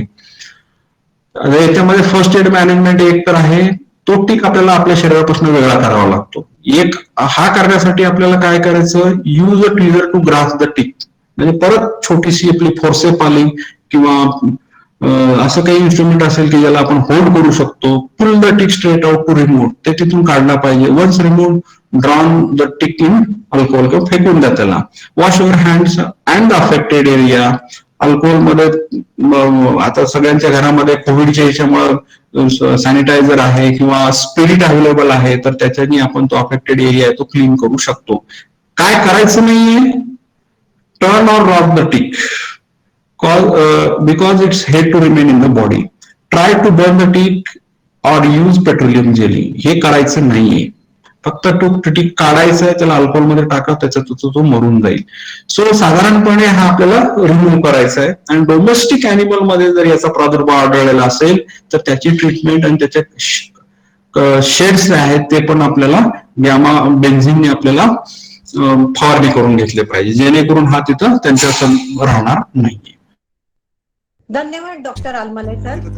अतिशय सोप्या शब्दात आपण प्राण्यांचा चावा किंवा दंश झाल्यावर काय प्रथमोपचार करायचं याविषयी सखोल मार्गदर्शन केलं. यामध्ये सरांनी प्राणी, विषारी प्राणी यासारखे, शिवाय अगदी कीटक, छोटे कीटक, कोळी किंवा टेक यासारखे छोटे प्राणी, छोटे इन्सेक्ट सुद्धा सरांनी कव्हर केले. क्लिष्ट सायंटिफिक माहिती अतिशय सोप्या शब्दात सांगण्याचे तंत्रज्ञान सरांना अवगत आहे. सर, आपल्या या व्याख्यानाचा नक्कीच आम्हाला खूप फायदा होणार आहे. धन्यवाद डॉक्टर आलमले सर.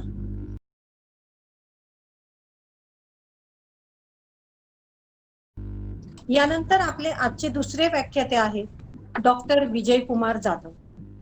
सरांनी MBBS पूर्ण केल्यानंतर कम्युनिटी मेडिसिन या विषयात MD केले आहे.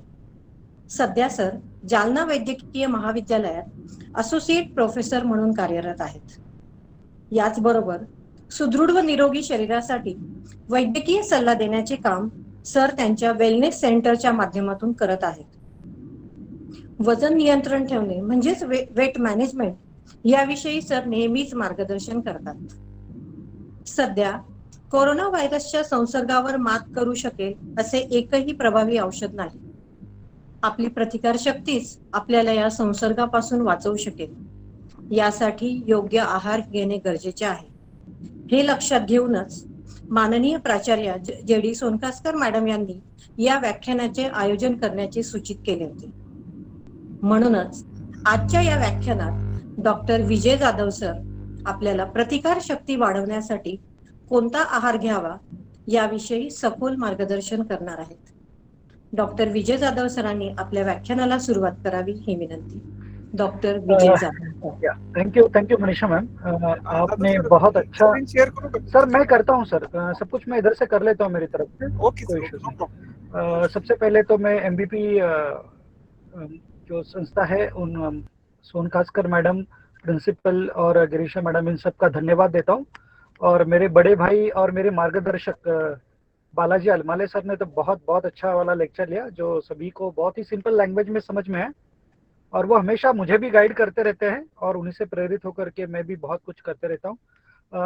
आई होप मैं किसी से तो मैं इंटरेक्शन में रहना चाहता हूँ कि ताकि मेरी आवाज़ बराबर आ रही है या सब कुछ ठीक है, तो ये कोई मुझे उधर से गाइड करे तो it will be better for me. Okay, जिनका नाम प्रिंसिपल ऑफ एमबीपीएस सर आपका है, तो आप मुझे थोड़ा सा गाइड करिए।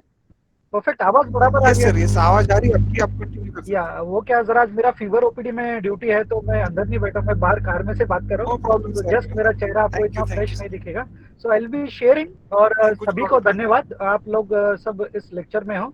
डेफिनेटली मेरी कोशिश रहेगी कि आप सभी नॉलेजियस हो, आपको सभी बेहतर नॉलेज आपके पास है, सभी इम्यूनिटी के बारे में इंफॉर्मेशन है, लेकिन एक थोड़ा डिफरेंट कलर में आज के प्रेजेंटेशन को देने वाला हूँ, जिससे आपके लाइफ में डेफिनेटली डिफरेंस होगा, आपके परिवार को मदद होगा। सो आफ्टर 40 मिनट्स मुझे याद दिला दीजिए, क्योंकि मैं फ्लो में जब शुरू हो जाता हूँ तो मैं थोड़ा सा भूल जाता हूँ कि मैं कितना कितना बात कर रहा हूँ। I just share my screen और फिर हम लोग आराम से बात करते हैं।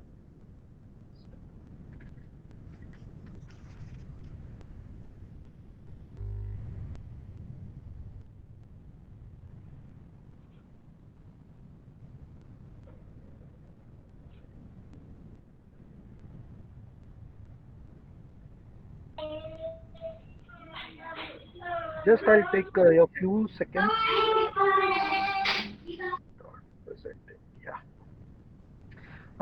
मैं खास करके ऑर्गेनाइजर्स का धन्यवाद देना चाहूँगा, क्योंकि इन्हीं के वजह से मुझे गूगल मीट का आदत हो गया है। नहीं तो मैं हमेशा ही जूम कॉल का ज़्यादा आनंद लेता हूँ। I am very use to Zoom call. Daily मेरा 3 से 4 जूम कॉल करते, तो वो मेरे लिए जूम कॉल बहुत अच्छा रहता है, लेकिन मुझे ये भी बहुत पसंद आ रहा है। So this is also very good end will work on it. या जस्ट थैंक यू। यस, मैं आपकी वजह से सीख गया हूँ सर, मुझे बहुत कुछ चीज़ें अभी आ रही है, and I am very okay sir, yeah thank you. Okay continue sir. Yes, आपको स्क्रीन दिख रहा है सर परफेक्टली? हाँ sir, yeah thank you very much. जी सर। तो आजकल हमारा क्या होता है ना, हमारे दिमाग में एक इम्युनिटी के बारे में फिक्स है। सर म्यूट करायला सांगा बाकीच्यांना, म्यूट करायला सांगा बाकीच्यांना। ओके, मैं सभी से रिक्वेस्ट करता हूँ कि अपना ऑडियो म्यूट करिए, आप वीडियो भी म्यूट रख सकते हो, कोई दिक्कत नहीं है। आपको कुछ प्रश्न होगा, कुछ क्वेरी होगा, तो हम आखिरी में लेंगे। सो आजकल हमारा क्या है ना, एक विचार बन गया है, इम्यूनिटी यानी कोई भी बीमारी हमको नहीं होनी चाहिए, किसी भी तरह का bacterial, viral, protozoal, fungal infection नहीं होना, मतलब हमारा इम्यूनिटी अच्छा है। तो ये सिर्फ 1% बात हो गई। इसके अलावा इम्यूनिटी के कई रोल है और कई तरह से वो अपना इम्यूनिटी काम करती है। दूसरी बात, कई चीजें हैं जो हमारी इम्यूनिटी मेंटेन भी रखती है।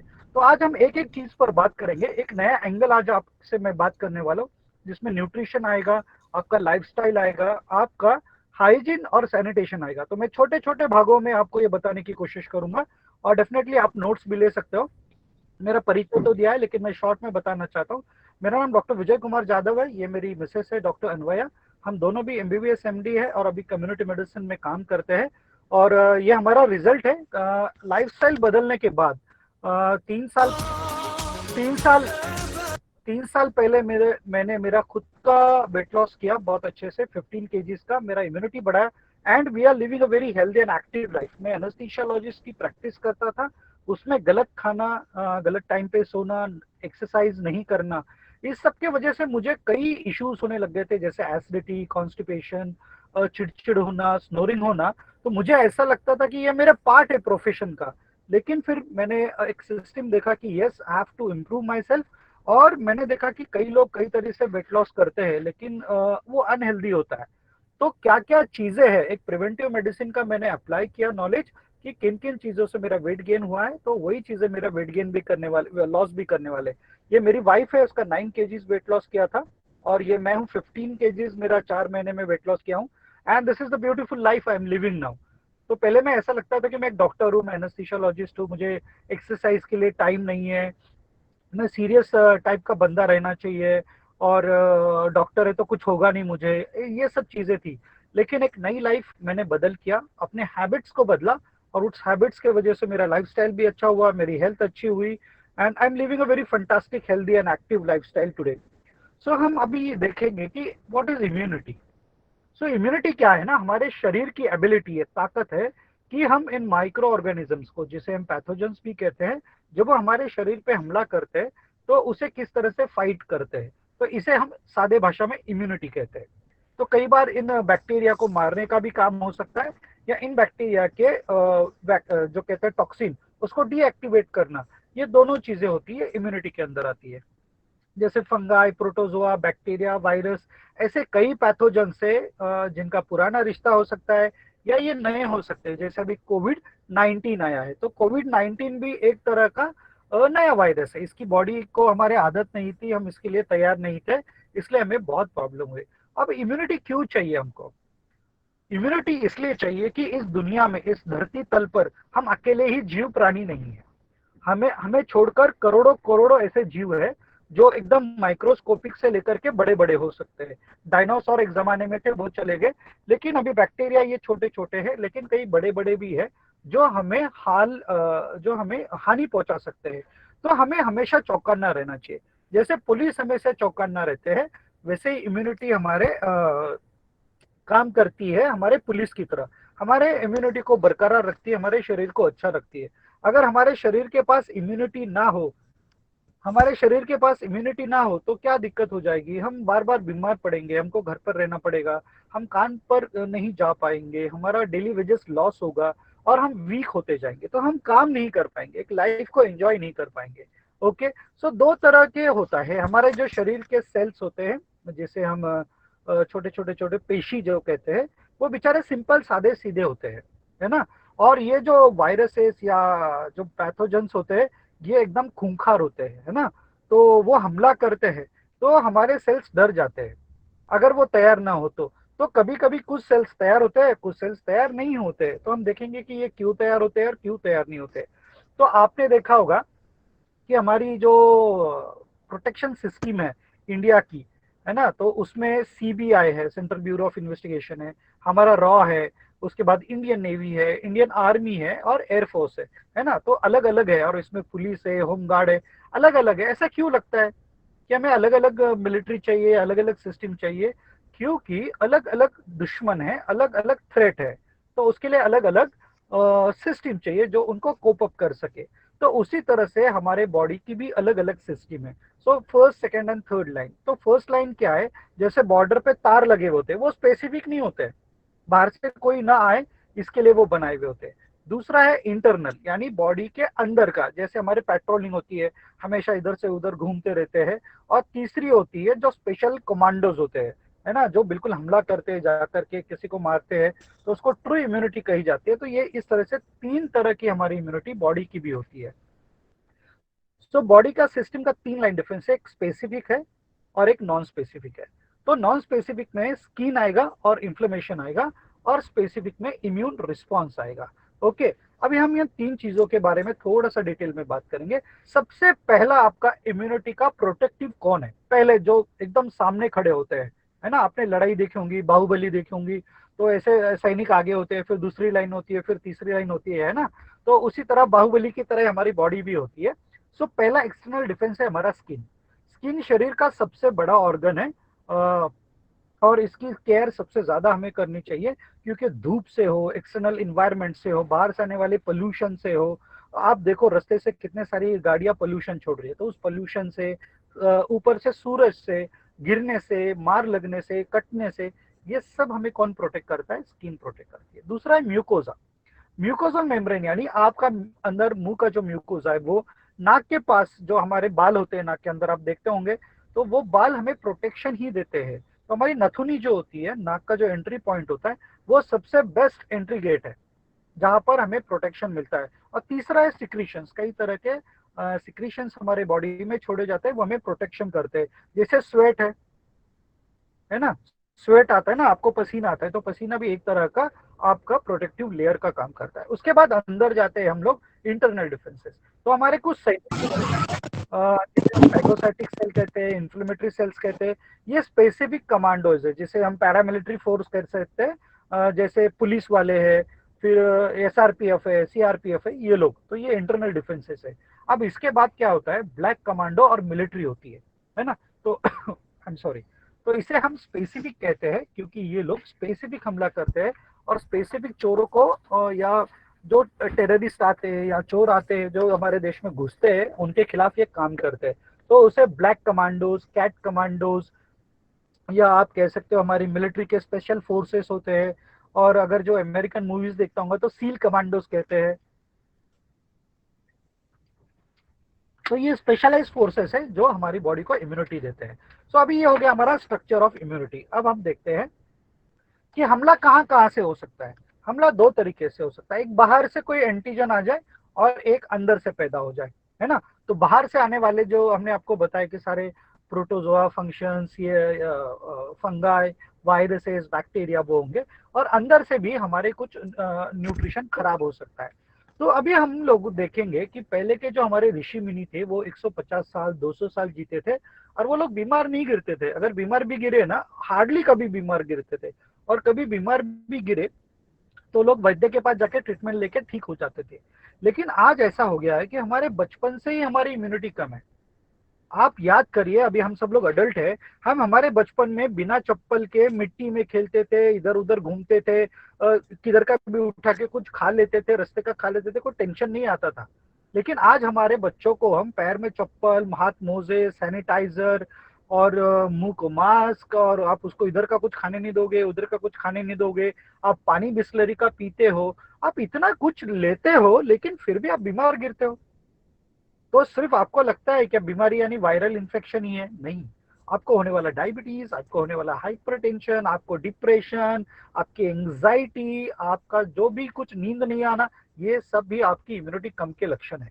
तो अगर हम पुरानी अगर सभ्यता को देखें, यानी हमारे दादा दादी और नाना नानी को, तो वो लोग आराम से 4 बजे उठते थे, मस्त ठंडे पानी से नहाते, हीटर नहीं रहता था तब, है ना, तो ठंडे पानी से नहाते थे, गंगा में जाके डुबकी लगाते थे और गोदावरी में जाके डुबकी लगाते थे और बाहर आते थे। और नासिक में तो देखते हैं हम लोग, इतना बड़ा घाट है, वहां पर लोग स्नान करते हैं। तो और नेचुरल फूड खाते थे वो लोग, ज्यादा प्रोसेस फूड नहीं खाते थे, और उनकी इम्यूनिटी एकदम बरकरार रहती थी, और योगा करते थे। अगर मैं यहाँ सर्वे लूँ, अब मुझे गूगल मीट में पता नहीं किस तरह से सर्वे लिया जाता है, तो आप समझिए मेरा सर्वे कैसे हो रहा है। आप में से कितने लोग योगा करते हैं? जिसको किसको दिखता होगा तो आप देख लीजिए प्लीज। हार्डली 20% बोलूंगा मैं। कितने लोग सुबह 4 बजे उठते हैं? नहीं उठते हम लोग। 5 बजे पकड़ लीजिए, 6 बजे पकड़ लीजिए। तो हमारी लाइफस्टाइल बदली है, उसके कारण हमारी इम्यूनिटी कम हो गई है। तो इम्यूनिटी सिर्फ इन्फेक्शन के लिए नहीं काम करती, इम्यूनिटी हमारे साइकोलॉजी के लिए भी काम करती है, हमारे सोशियोलॉजी के लिए भी काम करती है, और नॉन कम्युनिकेबल डिजीजेस के लिए भी हमारी इम्यूनिटी काम करती है। तो अब हम देखेंगे कि हमारी लाइफस्टाइल तो बदली है, तो हमें पता चल गया अभी। तो हमारी लाइफस्टाइल किस तरह से बदली है? हमारा शरीर जो है ना, सूरज के साथ काम करता है, सूरज और चांद के साथ करता है। जैसे सूरज उग जाता है तो हमें भी उठना चाहिए, और जैसा सूरज डूब जाता है वैसे हमें सोना चाहिए। लेकिन हम इसके पूरा उल्टा कर रहे हैं, हम लोग बहुत देर से उठ रहे हैं। तो हमारे बॉडी में जो बदलाव सूरज के जैसे होते हैं, इसे सर्केडियन रिदम कहते हैं, हम लोग उसके विपरीत काम कर रहे हैं। यानी सूरज उठने के 2-3 घंटे बाद हम उठ रहे हैं, और चांद आने के बाद हम और 4-5 घंटे के बाद उठ रहे हैं। तो बॉडी का क्या होता है, जब जब जो जो सिक्रीशंस होने चाहिए वो हम होने नहीं दे रहे। जैसे आप देखोगे, सुबह उठने का समय होता है, बॉडी फ्रेश होती है, रिलैक्स्ड होती है, तो व्यायाम करना, अच्छा नाश्ता करना, और फिर जिंदगी की शुरुआत करना। और जब मेलेटोनिन जो होता है, मेलेटोनिन सिक्रीशन शुरू हो जाता है 6-7 बजे के बाद। तो 6-7 बजे के बाद आप नींद की तरफ जाना चाहिए, आपका बॉडी टेम्परेचर कम होता है, सारे ऑर्गन्स रिलैक्स होना शुरू हो जाते हैं। अभी दिन भर हमारा ब्रेन काम करता है, हार्ट काम करता है, लीवर काम करता है, आपका स्टमक काम करता है, लेकिन हम उसको रिलैक्स होने का टाइम ही नहीं देते। हम लोग 12 बजे व्हाट्सएप देखते हैं, नेटफ्लिक्स देखते हैं, हॉटस्टार देखते हैं। मैं ऐसा नहीं कहूंगा कि सब देखते हैं, लेकिन जो लोग देखते हैं तो वो क्या कर रहे हैं कि बॉडी को रिलैक्स होने का टाइम ही नहीं दे रहे हैं। They are not giving time to detoxify. तो क्या होता है, हमारी दो तरह की इम्यूनिटी होती है, एक तो बॉडी की इम्यूनिटी होती है और दूसरी हमारी गट इम्यूनिटी होती है। तो पेट में परसेंट इम्यूनिटी काम करती है। तो आप अगर रात को बहुत देर तक जाग रहे हो, बहुत कॉफी चाय ले रहे हो, तो आपका पेट अच्छा नहीं रहेगा और फिर आपकी इम्यूनिटी भी अच्छी नहीं रहेगी। तो हमने इस सर्केडियन रिदम के साथ गड़बड़ की है और उसके वजह से हमारी इम्यूनिटी कम हो रही है। अब इन्हीं चीजों को हम ठीक करें तो हमारी इम्यूनिटी ठीक हो जाएगी। बहुत सिंपल सा फॉर्मूला है। अभी आप देखिए इसमें से कितनी चीजों को आप फेस कर रहे हो, है ना। आई एम रियली सॉरी, मैं हिंदी में से बात कर रहा हूँ क्योंकि मुझे मेरे सारे लेक्चर्स हिंदी में होते हैं, तो I am just use to okay. So energy sir no problem, no problem. Sir thank you. बहुत लोगों को एनर्जी प्रॉब्लम हो रहा है। सुबह 11 बजे उनके दिन में 12 बज जाते हैं, एनर्जी नहीं पूर्ति है, शाम तक के पूरा थक जाते हो, फिर इरिटेबिलिटी हो जाती है। अगर हस्बैंड है तो वाइफ पे चिड़चिड़ करेगा, वाइफ है तो बेचारे हस्बैंड पे क्या चिड़चिड़ करेगी, बच्चों पे चिड़चिड़ करेगी। तो हम लोगों को एनर्जी का प्रॉब्लम हो रहा है, वजन बहुत बढ़ रहा है, या फिर किसी का वजन ही नहीं बढ़ रहा है, पेट की बहुत सारी शिकायतें है, जैसे हम लोगों को एसिडिटी हो रही है, कॉन्स्टिपेशन हो रहा है, गैसेस हो रहे हैं। और दूसरी बात, हम लोग बहुत मसाले का भी खाते हैं ना, हम लोगों को बहुत मसाले की खाने की आदत है, और फिर हमको ब्लड प्रेशर, डायबिटीज, हाइपोथायराइडिज्म, हमारे जॉइंट्स दुख रहे, 30 साल में जॉइंट्स दुख रहे, और डायबिटीज और हाइपर इसकी गोलियां ले रहे हैं लोग। उसके बाद हार्ट अटैक आ रहे हैं और कैंसर का भी प्रमाण बहुत बढ़ रहा है, क्योंकि बॉडी की प्रतिकार शक्ति, अगर हम हिंदी में और मराठी में बात करें, रोग प्रतिकारक शक्ती म्हणजे रोग फक्त इन्फेक्टिव्ह म्हटलं का तिथे नाही, इट इज रोग प्रतिकारक शक्ति for all types of diseases, हर तरह के डिजीजेस। अभी हम हमारी थोड़ी लाइफस्टाइल देखते हैं। पहले हमारे दादा दादी चिड़चिड़ करते थे क्या? अरे वो 50 लोगों का घर होता था तो भी बड़े प्यार से संभाल लेते थे। अभी अभी हस्बैंड वाइफ और एक बच्चे में अगर चौथा मेहमान आ जाए 4 दिन के लिए तो क्या चिड़चिड़ हो जाती है हम लोगों की। हमारा बस छूट जाए तो चिड़चिड़ होती है, ऑफिस में चिड़चिड़ होती है, हस्बैंड वाइफ में चिड़चिड़ होती है, आपके मोबाइल पर अगर आपको कोई ना दे आपके पोस्ट को तो आपकी चिड़चिड़ हो जाती है। तो मैं बोलता हूँ चिड़चिड़ की वजह से भी चिड़चिड़ हो जाती है।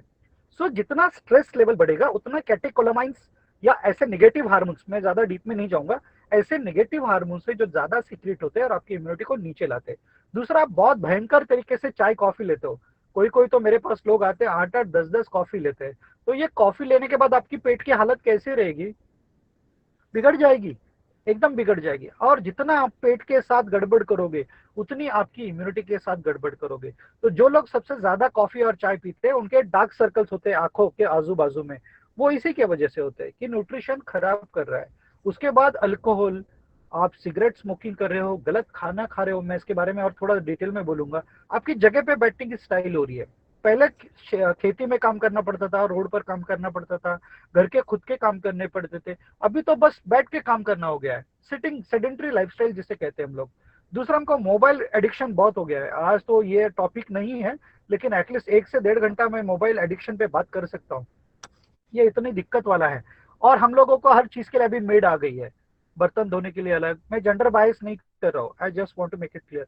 हम लोग बर्तन के लिए बाई आ गई है, हमें कपड़े धोने के लिए बाई आ गई है, झाड़ू पोछे के लिए बाई आ गई। सो हमारी लाइफ बड़ी बिगड़ती रही है।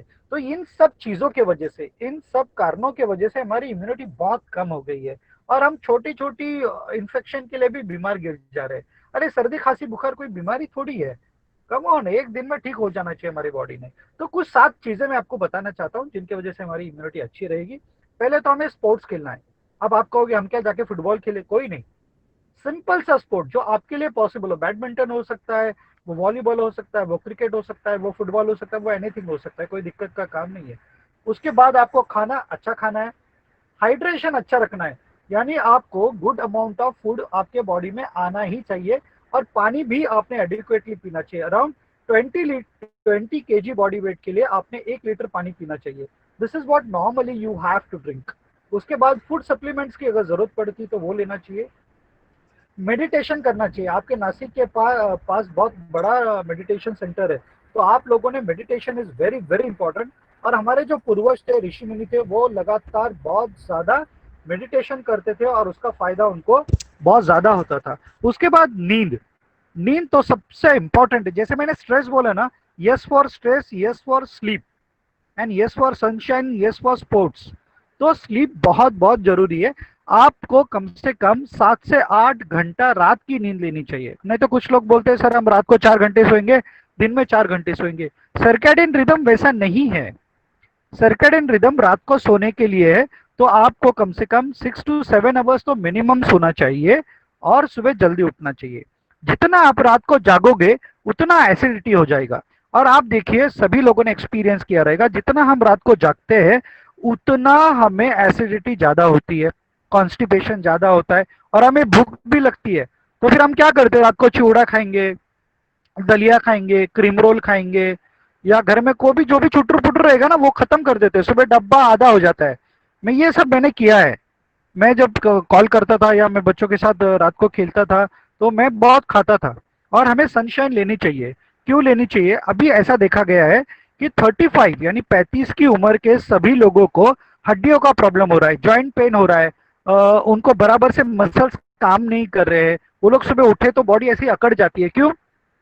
अरे विटामिन डी कहाँ ले रहे हो भैया आप विटामिन डी जहां पैदा होता है वो सनशाइन आप ले ही नहीं रहे हो। दूसरा, आपका स्किन खराब ना हो जाए, काला ना पड़ जाए, ब्राउनिश ना हो जाए, तो आप लोग बहुत सारा सनस्क्रीन लगा रहे हो, वो बहुत सारी चीज, बॉडी लोशंस लगा रहे हो। तो आप क्या कर रहे हो, और ऊपर से हम लोग मुंह ढक लेते हैं, कैप पहन लेते हैं, एसी टू एसी मूव कर रहे हैं, तो हमें उस सूरज की किरणों को हम लोग हमारे बॉडी पे गिरने ही नहीं दे रहे। तो वो अगर हमारे बॉडी पे नहीं गिरेगा तो विटामिन डी कैसे पैदा होगा? और विटामिन डी पैदा नहीं होगा तो आपकी हड्डियां और मसल्स कैसे काम करेंगे? नहीं करेंगे ना। तो सुबह उठना पड़ेगा, हमें ये सब सोचना पड़ेगा। हमें नेचर ने इतना कुछ दिया है कि हमें कुछ करने की जरूरत नहीं है। अभी हम न्यूट्रिशन के बारे में बात करेंगे। हमें बैलेंस न्यूट्रिशन लेना चाहिए। अभी कुछ लोग बाहर कम से कम 1 लाख फार्मूलाज है वेट लॉस करने के और इसके, तो मैं उसके लिए आपको थोड़ा सा एक शॉर्ट में बोलता हूँ कि हमारी बॉडी है ना बैलेंस मांगती है। हमें फैट्स भी चाहिए, हमें प्रोटीन भी चाहिए और हमें कार्बोहाइड्रेट भी चाहिए, हमें हाइड्रेशन भी चाहिए, हमें फाइबर भी चाहिए, हमें ओमेगा 3 भी चाहिए, है ना। फैट बुरे नहीं है, विटामिन जो है ए डी ई ये सब फैट सॉल्युबल है। उसके बाद फैटी से तो आपका सारा टिश्यू बनता है, आपका इम्यूनिटी बनता है, हार्मोन्स बनता है, तो फैट आर गुड, आपकी स्किन अच्छी रहती है। सो आपको ये गुड न्यूट्रिशन लेना पड़ेगा और ये गुड न्यूट्रिशन लेने के बाद ही आपका बॉडी अच्छा रहेगा। तो आपका प्लेट खाने का ऐसा होना चाहिए, उसमें फैट भी होना चाहिए, उसमें प्रोटीन भी होना चाहिए और उसमें कार्बोहाइड्रेट भी होना चाहिए। ऐसा हमारे बॉडी में होता है क्या, हमें देखना पड़ेगा। सो अच्छा अच्छा खाना क्या है, आप बादाम खा सकते हो, आप फ्रूट्स खा सकते हो, सारे तरह के फ्रूट्स खा सकते हो, हल्दी का उपयोग, आप हल्दी का उपयोग कर सकते हो, आप ग्रीन टी ले सकते हो। सबसे इंपॉर्टेंट यानी नेचर ने हमें फाइटो न्यूट्रिएंट्स दिए है। What are phytonutrients? Phytonutrients 7 रंग के फल है या वेजिटेबल्स है। आप देखिए लहसुन है, अदरक है। हमारे सारे जो पुराने लोग थे ना वो अदरक की चाय पीते थे, लहसुन का उपयोग करते थे। तो हमारे जो 7 तरह किसी का आवाज आ रहा है बहुत जोर से, मेरा रिक्वेस्ट रहेगा म्यूट कर सकते हो प्लीज। आवाज म्यूट करा कोणी असेल। हाँ बहुत जोर से आवाज आ रही है, थैंक यू वेरी मच। और हम लोग है ना पान खाते थे, हर कोई क्या है ना खाना खाने के बाद पान खाता था। तो पान क्या करता है, डाइजेशन का काम करता है ना। और आप अगर बाजार में चले जाओ तो आपको 7 रंग के फल मिलेंगे, 7 रंग के वेजिटेबल्स मिलेंगे। तो इसमें फाइटो न्यूट्रिएंट्स होते हैं, ये लोग न्यूट्रिएंट्स की तरह ही काम करते हैं, आपका न्यूट्रिशन अच्छा रखने में और इम्यूनिटी बढ़ाने में काम करते हैं। आपका पिज्जा, बर्गर, समोसा, कचौरी वो सब आपका इम्यूनिटी नहीं बढ़ाने वाला है। मैं आज कुछ मिनरल्स के बारे में बात करूंगा, सभी के बारे में आज बात करना पॉसिबल नहीं है। विटामिन ए आपका सारा पेट का और रेस्पिरेटरी सिस्टम का इम्यूनिटी के लिए काम करता है। आपका विटामिन सी आपके ब्लड को बहुत अच्छा से करता है, ब्लड क्लॉटिंग को मदद करता है और लाइनिंग ऑफ दी जो होता है हमारे इम्यूनिटी सिस्टम का उसके लिए काम करता है। विटामिन ई हो गया, जिंक। अभी आप देखिए कोविड का इतना प्रॉब्लम चालू है तो विटामिन सी और जिंक ऐसा पानी की तरह पी रहे लोग। क्यों, पहले क्यों नहीं पीना चाहिए? जब बीमार गिरेंगे तभी लेना चाहिए क्या? ऐसा नहीं चलेगा ना। सो जिंक, विटामिन सी और विटामिन डी हमारे इम्यूनिटी को बहुत अच्छे से रखते हैं। अभी हमें क्या करना चाहिए और हमारी इम्यूनिटी बढ़ाने के लिए हमें क्या करना चाहिए? स्पोर्ट्स खेलना चाहिए, वैसे तो मैंने बताया, लेकिन स्पोर्ट्स किसके जैसा खेलना चाहिए? छोटे बच्चे की तरह खेलिए। छोटा बच्चा कैसा स्लीप लेता है, आराम से रिलैक्सली। नहीं तो हम सोते सोते सोचते आज मेरा इसके साथ झगड़ा हो गया, मेरा तो पीपीटी बराबर नहीं हुआ, मेरा प्रेजेंटेशन नहीं हुआ, मेरे सास के साथ झगड़ा हो गया, बीवी हस्बैंड का झगड़ा हो गया। तो कैसा नींद आएगा आपको? ये बुरा बुरा नींद आएगा। दूसरा, आपको एडिक्शन से दूर रहना है, जैसे हम अल्कोहल और सिगरेट कहते हैं, वो आपका बहुत बहुत इम्यूनिटी कम करता है। I am telling you it's really really bad. अब ये सब चीजें हमको बचपन में सिखाई गई है। क्या चीजें है? आपका ओरल हाइजीन अच्छा रखिए, जितना ब्रश करोगे 2 टाइम 3 टाइम उतना ओरल कैविटी अच्छा रहेगा, तो आपका इम्यूनिटी भी बरकरार रहेगा। रोज रोज नहाना है, हेयर्स अच्छे से करने, ये सब बचपन में सिखाया है दोस्तों, ये कुछ नया नहीं है।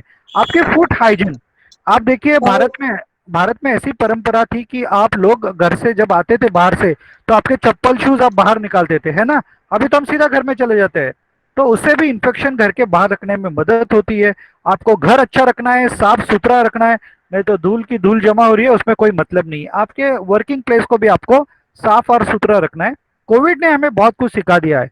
हैंड वॉशिंग, टॉयलेट हाइजीन, उसके बाद आपने कैसे कफिंग करना चाहिए, कैसे स्नीजिंग करना चाहिए, ये भी आपको सिखाया है। उसके बाद रिलैक्सेशन, रिलैक्सेशन जितना करोगे उतना आपका हैप्पी हार्मोन्स, जिसे हम डोपामीन कहते हैं, सो डोपामीन, ऑक्सीटोसिन, ये जो हार्मोन्स है, सीरोटोनिन, ये हार्मोन्स हमारे को हैप्पी बनाते हैं, हमारी इम्यूनिटी बढ़ाते हैं। उसके बाद आपको सोशलाइजेशन भी रखना चाहिए, अच्छे दोस्तों के साथ मिलिए, हैप्पी रहिए। जितना आप हैप्पी रहोगे, स्माइल आपके चेहरे पे रहेगी, आपकी इम्यूनिटी अच्छी रहेगी। ये हमारे पब्लिक हेल्थ के लिए बहुत जरूरी है। आजकल इसका भी हमें उपयोग करना चाहिए। इसे हम सैनिटेशन बैरियर कहते हैं। सैनिटेशन बैरियर यानी क्या?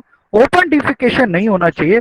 आप बाहर का खाना नहीं खाना चाहिए, रास्ते पे जो मिलता है, जो प्रॉपरली कवर नहीं होता है, वो खाना अगर आप खाओगे तो उस पर मक्खियां बैठेंगी, और वो मक्खियां उड़ करके आपके खाने में आएगी, आपके फ्लोर पे बैठेगी, आपके फिंगर्स पे इन्फेक्शन होगा, और आप जो सब्जी, दाल चावल जो बाहर से खरीद के लाते हो, उसके ऊपर भी इन्फेक्शन होगा और आपको भी होगा। तो आप इसको कैसे बचा सकते हो? बहुत सिंपल तरीका है। जो भी चीजें आप बाहर से लाओगे किचन में, वो अलग से रखिए, उसे धोइए पहले, साफ सुथरा नमक पानी में धो सकते हो, या जो भी आपको डिटर्जेंट चाहिए, बहुत सारे डिटर्जेंट भी अवेलेबल है, तो उन सब चीजों को आपको अच्छे से धो लेना है। और फिर अलग से रॉ मटेरियल अलग से रखना है, कुक्ड मटेरियल अलग से रखना है। दूसरा, हैंड वॉशिंग पे ऊपर बहुत ध्यान देना है। खाना बनाने के पहले, खाना सर्व करने से पहले, वॉशरूम को जाके आने के बाद बहुत अच्छे से हाथ धोने हैं आपको। और जब जब आप नाक या मुंह को हाथ लगाते हो तो हैंड हाइजीन रखना बहुत जरूरी है। सैनिटेशन बैरियर आपका प्रोटेक्शन बहुत अच्छे तरीके से करेगा। जैसे मैंने कहा था, बाहर से इन्फेक्शन आता है, वैसे अंदर से भी इन्फेक्शन होता है। तो स्ट्रेस, स्लीप अच्छी नहीं होना, ये सब आपके अंतर्गत इन्फेक्टिव सोर्सेस है। अब पोल्यूशन एक बहुत मेजर कारण हो गया है हमें हमारी इम्यूनिटी कम करने के लिए। तो आप देखिए, ज्यादा आवाज होना या आपके चिल्ला चिल्ला के बात करना, ये भी इम्यूनिटी आपकी कम करता है। एयर पोल्यूशन हो गया, वाटर पोल्यूशन हो गया, बहुत सारे के केमिकल्स है। आप जब बाहर चाइनीज फूड खाते हो ना, तो चाइनीज फूड में बहुत सारे तरह के वो कलरिंग एजेंट्स ऐड करते हैं, वो भी आपकी इम्यूनिटी कम कर रहे हैं। रेडिएशन है, बहुत सारे के रेडिएशन, आपका मोबाइल रेडिएशन है, आप वॉचेस को यूज करते हो वो रेडिएशन है। ऑक्यूपेशनल रिस्क है, आप आपकी स्किन खराब हो, ऐसे कोई केमिकल्स होगा। एग्रीकल्चरल पेस्टिसाइड्स, ये विषय मैं अभी थोड़ा सा डिटेल में लेना चाहूंगा। आजकल हमारे शेतकरी जो है वो फर्टिलाइजर्स बहुत यूज कर रहे हैं, पेस्टिसाइड्स का प्रचंड यूज हो रहा है, और उसके वजह से हमारा वो उसके वजह से हमारे पेट में आ रहा है। दूसरा, हमारे गाय भैंसों को इंजेक्शन दिया जा रहा है ताकि उनका मिल्क जो प्रोडक्शन है वो बढ़ जाए, तो वो हार्मोन्स भी हमारे पेट में आ रहे हैं। और दूसरा, हमारे दूध में यूरिया मिलाया जा रहा है, तो वो यूरिया भी हमारी इम्यूनिटी बहुत बहुत कम कर रहा है। सो एग्रीकल्चरल प्रैक्टिसेस के वजह से भी हम लोगों को बड़ा प्रॉब्लम हो रहा है। और दूसरा, हम लोग क्या कर रहे हैं, मॉल में जाके सब्जियां खरीद रहे हैं, सामान खरीद रहे हैं, तो वो मॉल में कब आती है पता नहीं, उसका स्टोरेज क्वालिटी पता नहीं है, तो वो एक भी दिक्कत का काम कर रही है। और दूसरा, क्लाइमेट चेंज, क्लाइमेट भी बहुत बार बार बदल रहा है, उसके वजह से भी हमारी इम्यूनिटी बिगड़ रही है। तो ये कुछ चीजें थी जिनके वजह से हमारी इम्यूनिटी बढ़ रही है और कुछ इम्यूनिटी कम हो रही है। तो बहुत सिंपल सा फार्मूला मैं बताऊंगा आपको, कि आपको अच्छा सा खाना खाना है, आपकी लाइफस्टाइल जो मैंने बताई आपको, आपकी हेल्दी लाइफस्टाइल रखिए, और तो कोई भी इन्फेक्शन आपको आसानी से नहीं होगा। मुझे बड़ा बताने में हैप्पी है कि मेरी फैमिली पिछले 2-2.5 साल से no major infection in the family, हम बीमार नहीं गिरते हैं। मेरा बच्चा फुटबॉल टीम का कैप्टन है, गोल्ड मेडलिस्ट है, छोटा बच्चा भी डूइंग वेल। सो मैं सारे ऑर्गेनाइजर्स को बहुत बहुत धन्यवाद देता हूँ कि उन्होंने मुझे मेरी बात रखने का मौका दिया। एंड डेफिनेटली मैं कोशिश किया हूँ कि मैं मेरी तरफ से आपको 100% देने की कोशिश करूँ। So thank you very much. ये सब प्रेजेंटेशन मेरे तरफ से था, और मुझे लगता है अब इसको एंड करना चाहिए। I'll just see how it can be. And किसी के कुछ हाँ। क्वेश्चंस होंगे तो हम क्वेश्चंस लेंगे। सर इसे किस तरह से एंटर? क्वेश्चन है तो पूछिए। एक सेकंड मैं आप स्क्रीन सीधी कीजिए सर। आपकी स्क्रीन टेढ़ी हो गई। हाँ हाँ बस मैं वही कर रहा हूँ। मैं प्रेजेंटेशन बंद कर देता हूँ। थोड़ा डिस्कार्ड या मैं रोक दिया हूँ सर प्रेजेंटेशन। ओके, तो आप स्क्रीन पे नहीं आ रहे सर। आ रहा हूँ सर, एक मिनट अभी थोड़ा सा अच्छा ओके Thank you, नहीं थोड़ा तो हाँ बस ओके सर ओके। किसी को क्वेश्चन पूछने है तो पूछ सकते हैं आप। Anyone can ask question. किसको क्वेश्चन पूछना है तो आप पर्सनल वन बाय वन पूछिए। One by one. दोनों सेशन के क्वेश्चन आप पूछ सकते हो। डॉक्टर विजय सर से और डॉक्टर बालाजी सर से आप बात कर सकते हो। दोनों भी लाईव्ह आहे, तो कोणाला काही प्रश्न असतील तर जरूर विचारा, कारण हे इम्पॉर्टंट टॉपिक आहे आपल्या लाईफशी। कोणा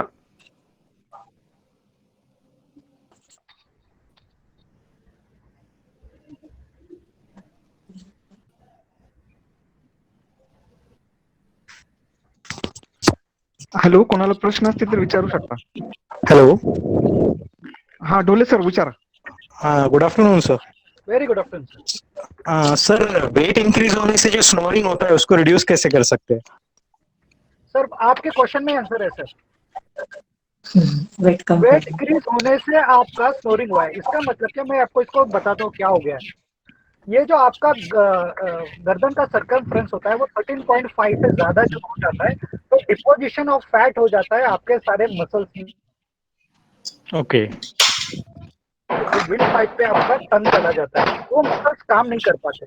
आप देखते ही 4 किलो वजन कम कर दोगे एनी मेथड आपको जो सूटेबल होगा उससे, तो आपका स्नोरिंग कम हो जाएगा। मैं मेरा एग्जांपल देता हूँ कि मेरे बच्चे बोलते थे कि पापा के पेट में शेर है, क्योंकि मैं जब सो जाता था तो इतनी जोर से आवाज होती थी और मुझे ये 1 साल पता नहीं चला। एक दिन वो बहुत हंस रहे थे तो मैंने बोला क्यों हंस रहे हो?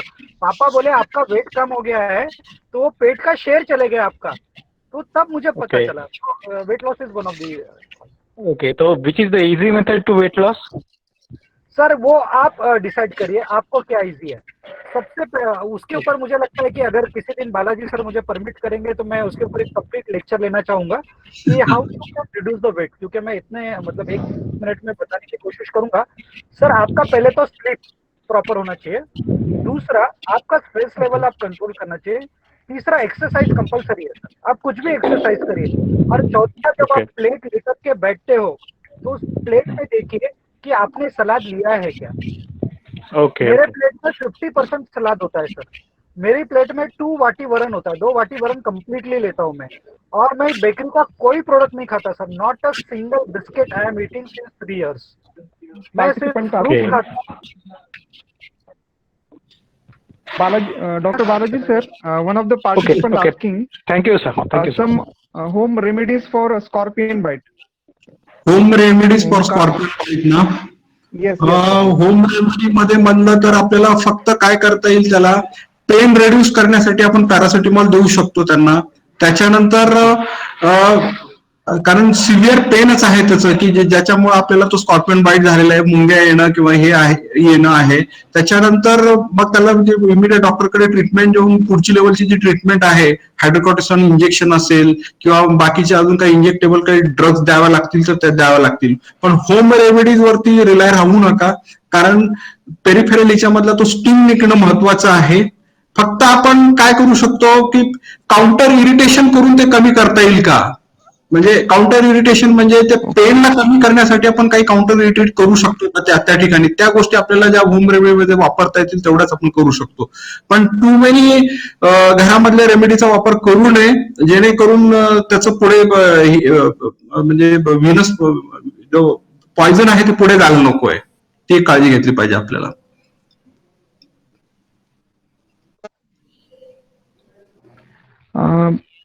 सर आपण तसं इम्युनिटी बद्दल बोलत आहात, तर अजून एक सरांनी विचारलंय की इम्युनिटी वाढवण्यासाठी अजून काही थोडेसे सजेशन त्यांना पाहिजे होते। प्रदीप कुमार शहा सरांनी विचारलं। येस मी टाकतो उत्तर याचं। सध्याच्या कोविड पॅन्डेमिक मध्ये तुमची इम्युनिटी वाढवण्यासाठी काय करायला पाहिजे? सगळ्यांना लिंबू वर्गीय फळे माहिती आहेत, ऑरेंज आहे, संत्रा आहे, सगळे जे आहे व्हिटॅमिन सी दररोज तुम्ही वॉटर सोल्युबल व्हिटॅमिन दररोज कंझ्युम करायचे तुम्ही. त्याच्यानंतर दुसरी गोष्ट आहे, छोट्या ब्रिदिंग एक्सरसाइजेस तुम्हाला घरी जमतील. ते प्राणायाम असेल, मेडिटेशन असेल, अजून काही करता येत असेल ते करा. तिसरी गोष्ट आहे, सूर्यनमस्कार घालता येत असेल तर सूर्यनमस्कार घाला. कुठल्याही पद्धतीचा व्यायाम हा करणं आपल्या शरीराला मस्ट आहे, जेणेकरून आपलं सर्क्युलेशन इम्प्रूव्ह होईल आणि आपली पेरिफेरल इम्युनिटी वाढेल. बी कॉम्प्लेक्स रिलेटेड फूड म्हणजे कुठलं वापरायचं आपल्याला? आपल्या नाशिकमध्ये उसळचं वरदान आहे आपल्याला. सगळ्या जगामधल्या जेवढ्या उसळी मिळत नसेल कुठं, तेवढ्या नाशकामध्ये मिळतात. त्या दररोज तुम्ही स्पोरुटेड मूग्स किंवा कुठलेही उसळ कडधान्य जे आहे ते कंझ्युम करावं. मिसळ किंवा उसळच्या माध्यमातून नाही तर रॉ किंवा आपण कुक करून वापरू शकतो, जेणेकरून तुम्हाला बी कॉम्प्लेक्स मिळेल. तिसरी गोष्ट आहे ग्रीन लिफी व्हेजिटेबल. नाशिक हे सगळ्यात टॉपमोस्टला आहे. ग्रीन लिफी व्हेजिटेबल आपल्याला 12 महिने अवेलेबल आहेत. मेथी, पालक, नाही त्या प्रकारच्या भाज्या मिळतात, त्या तुम्ही कंझ्युम करा, जेणेकरून तुम्हाला vitamin A, vitamin C, vitamin B complex हे सगळं तुम्हाला ग्रीन लिफी व्हेजिटेबल मधून मिळत जाईल, जेणेकरून तुमची immunity on higher side active राहील. आणि एक्सरसाइज आणि प्लेंटी ऑफ वॉटर तुम्हाला ड्रिंक करायचंय. 5 लिटर वॉटर तुम्ही घेतलं पाहिजे. तुमच्या बॉडीला हायड्रेशन मेंटेन करणं गरजेचं आहे. उन्हाळ्याच्या दिवसामध्ये कमी पाणी पिऊ नका. तुमची लघवी ही पांढरी होण्यासारखी किंचित पिवळी व्हायला पाहिजे, पूर्ण डार्क पिवळी नाही व्हायला पाहिजे. हे त्याचं साईन आहे डिहायड्रेशन आणि रिहायड्रेशन करण्याचं आपल्या बॉडीचं. तर सिंपल पाणी आणि जेवण, वेळेवर पुरेशी झोप. आपल्याला इम्युनिटी वाढवायचंय. 7 ते 8 तास आपण कंप्लीट झोप घेतली पाहिजे. रात्री कारण नसताना व्हॉट्सअप, फेसबुक किंवा बॉलिवूडची पिक्चर, हॉलिवूडची पिक्चर वेळ आहे म्हणून प्रचंड बघू नका. दिवसा बघा पण रात्री बघू नका. या साध्या जर गोष्टी फॉलो केल्या तर निश्चितपणे तुमची इम्युनिटी वाढणार आहे.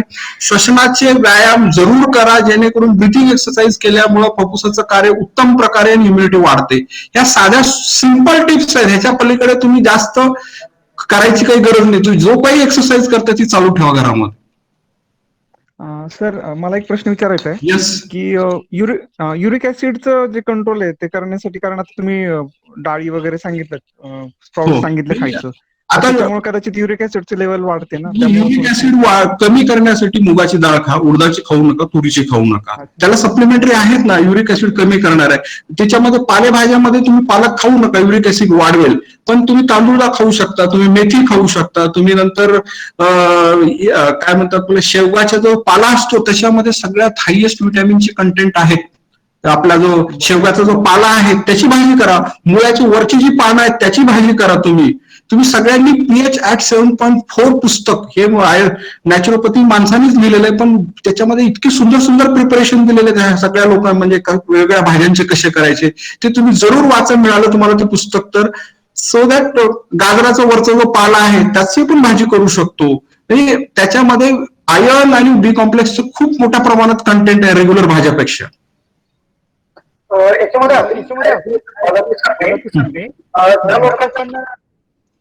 ज्या लोकांना याचा त्रास असतो युरिक ऍसिडचा, तुम्ही ज्या डाळी खाता ना त्या डाळी रात्री पाण्यामध्ये सोकून ठेवायच्या. म्हणजे रात्रभर तुम्ही जेव्हा त्या पाण्यामध्ये ठेवाल आणि सकाळी त्याचा उपयोग कराल, सो तो युरिक ऍसिडला जे टॉक्सिन आहे, जे पर्टिक्युलर टॉक्सिनमुळे युरिक ऍसिड वाढतं ते सगळं निघून जाईल आणि छान पद्धतीने मग तुम्ही डाळ खाऊ शकता, काहीच प्रॉब्लेम नाही. So thank you sir. Okay sir, okay thank you sir, thank you.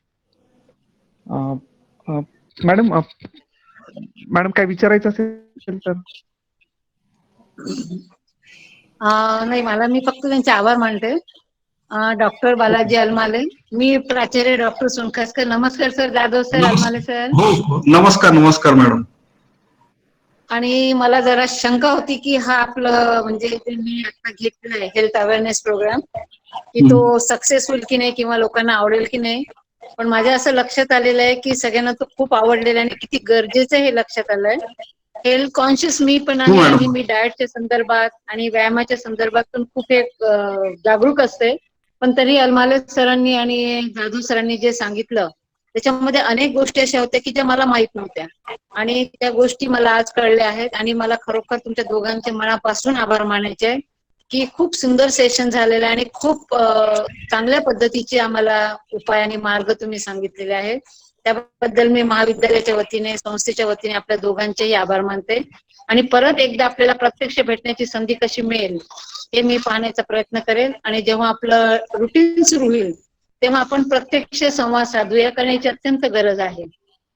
Definitely Thank you, sir. Definitely madam, आपलं तर कोएलिशन बऱ्याच आता पुढे चालू राहिले, असं आपण वेगवेगळ्या ऍक्टिव्हिटी करत असताना मे बी NSS असतील किंवा वेगवेगळ्या माध्यमातून आपण जनतेशी आपल्या एमव्हीपीच्या समाज माध्यमातून आपण कनेक्टेड राहू, वेगवेगळे आपल्याला प्रोजेक्ट किंवा अशी जॉईंट ऍक्टिव्हिटी करता येतील लोकांच्या ज्या समस्या आहेत त्यांचं निरासन करण्यासाठी. कारण आमचा दोघांचा सब्जेक्ट आहे तो public health, core related to public health only. आता आम्ही जे शिकवतोय त्या बऱ्याचशा गोष्टी लोकांना समजायला लागल्यात, त्या जर व्यवस्थित फॉलो केल्या गेल्या तर बऱ्याचशा गोष्टी आपल्याला आजारापासून दूर ठेवतील. Thank you very much ma'am. तर खूप छान झालं सर, खरंच अगदी मला फार आवडलं आणि छान वाटलं. Thank you sir. Thank you Balaji sir. Yeah, thank you madam. thank- have a nice day. Thank you sir, thank you very much. Thank you sir. Thank you sir. आपल्या Thank you. माहितीच्या आधारे नक्की हेल्दी इंडियाचे स्वप्न पूर्ण होऊ शकेल. खरंच जेव्हा भारत स्वस्थ राहील तेव्हाच भारत पुढे जाईल. धन्यवाद जाधव सर, धन्यवाद आलमले सर. उद्याची लिंक आपली टेलिग्राम ग्रुपवर शेअर केली जाईल. पुन्हा एकदा आलमले सर आणि जाधव सर यांचे आभार मानते. धन्यवाद. आणि सर्वांनी फीडबॅक आपले शेवटच्या दिवशी 6 Thank you, तारखेला madam. जमा करायचे. सर्वांनी Thank you. आपले फीडबॅक थँक्यू सर्व लेक्चर बद्दल. Okay okay, thank you thank you. Thank you sir.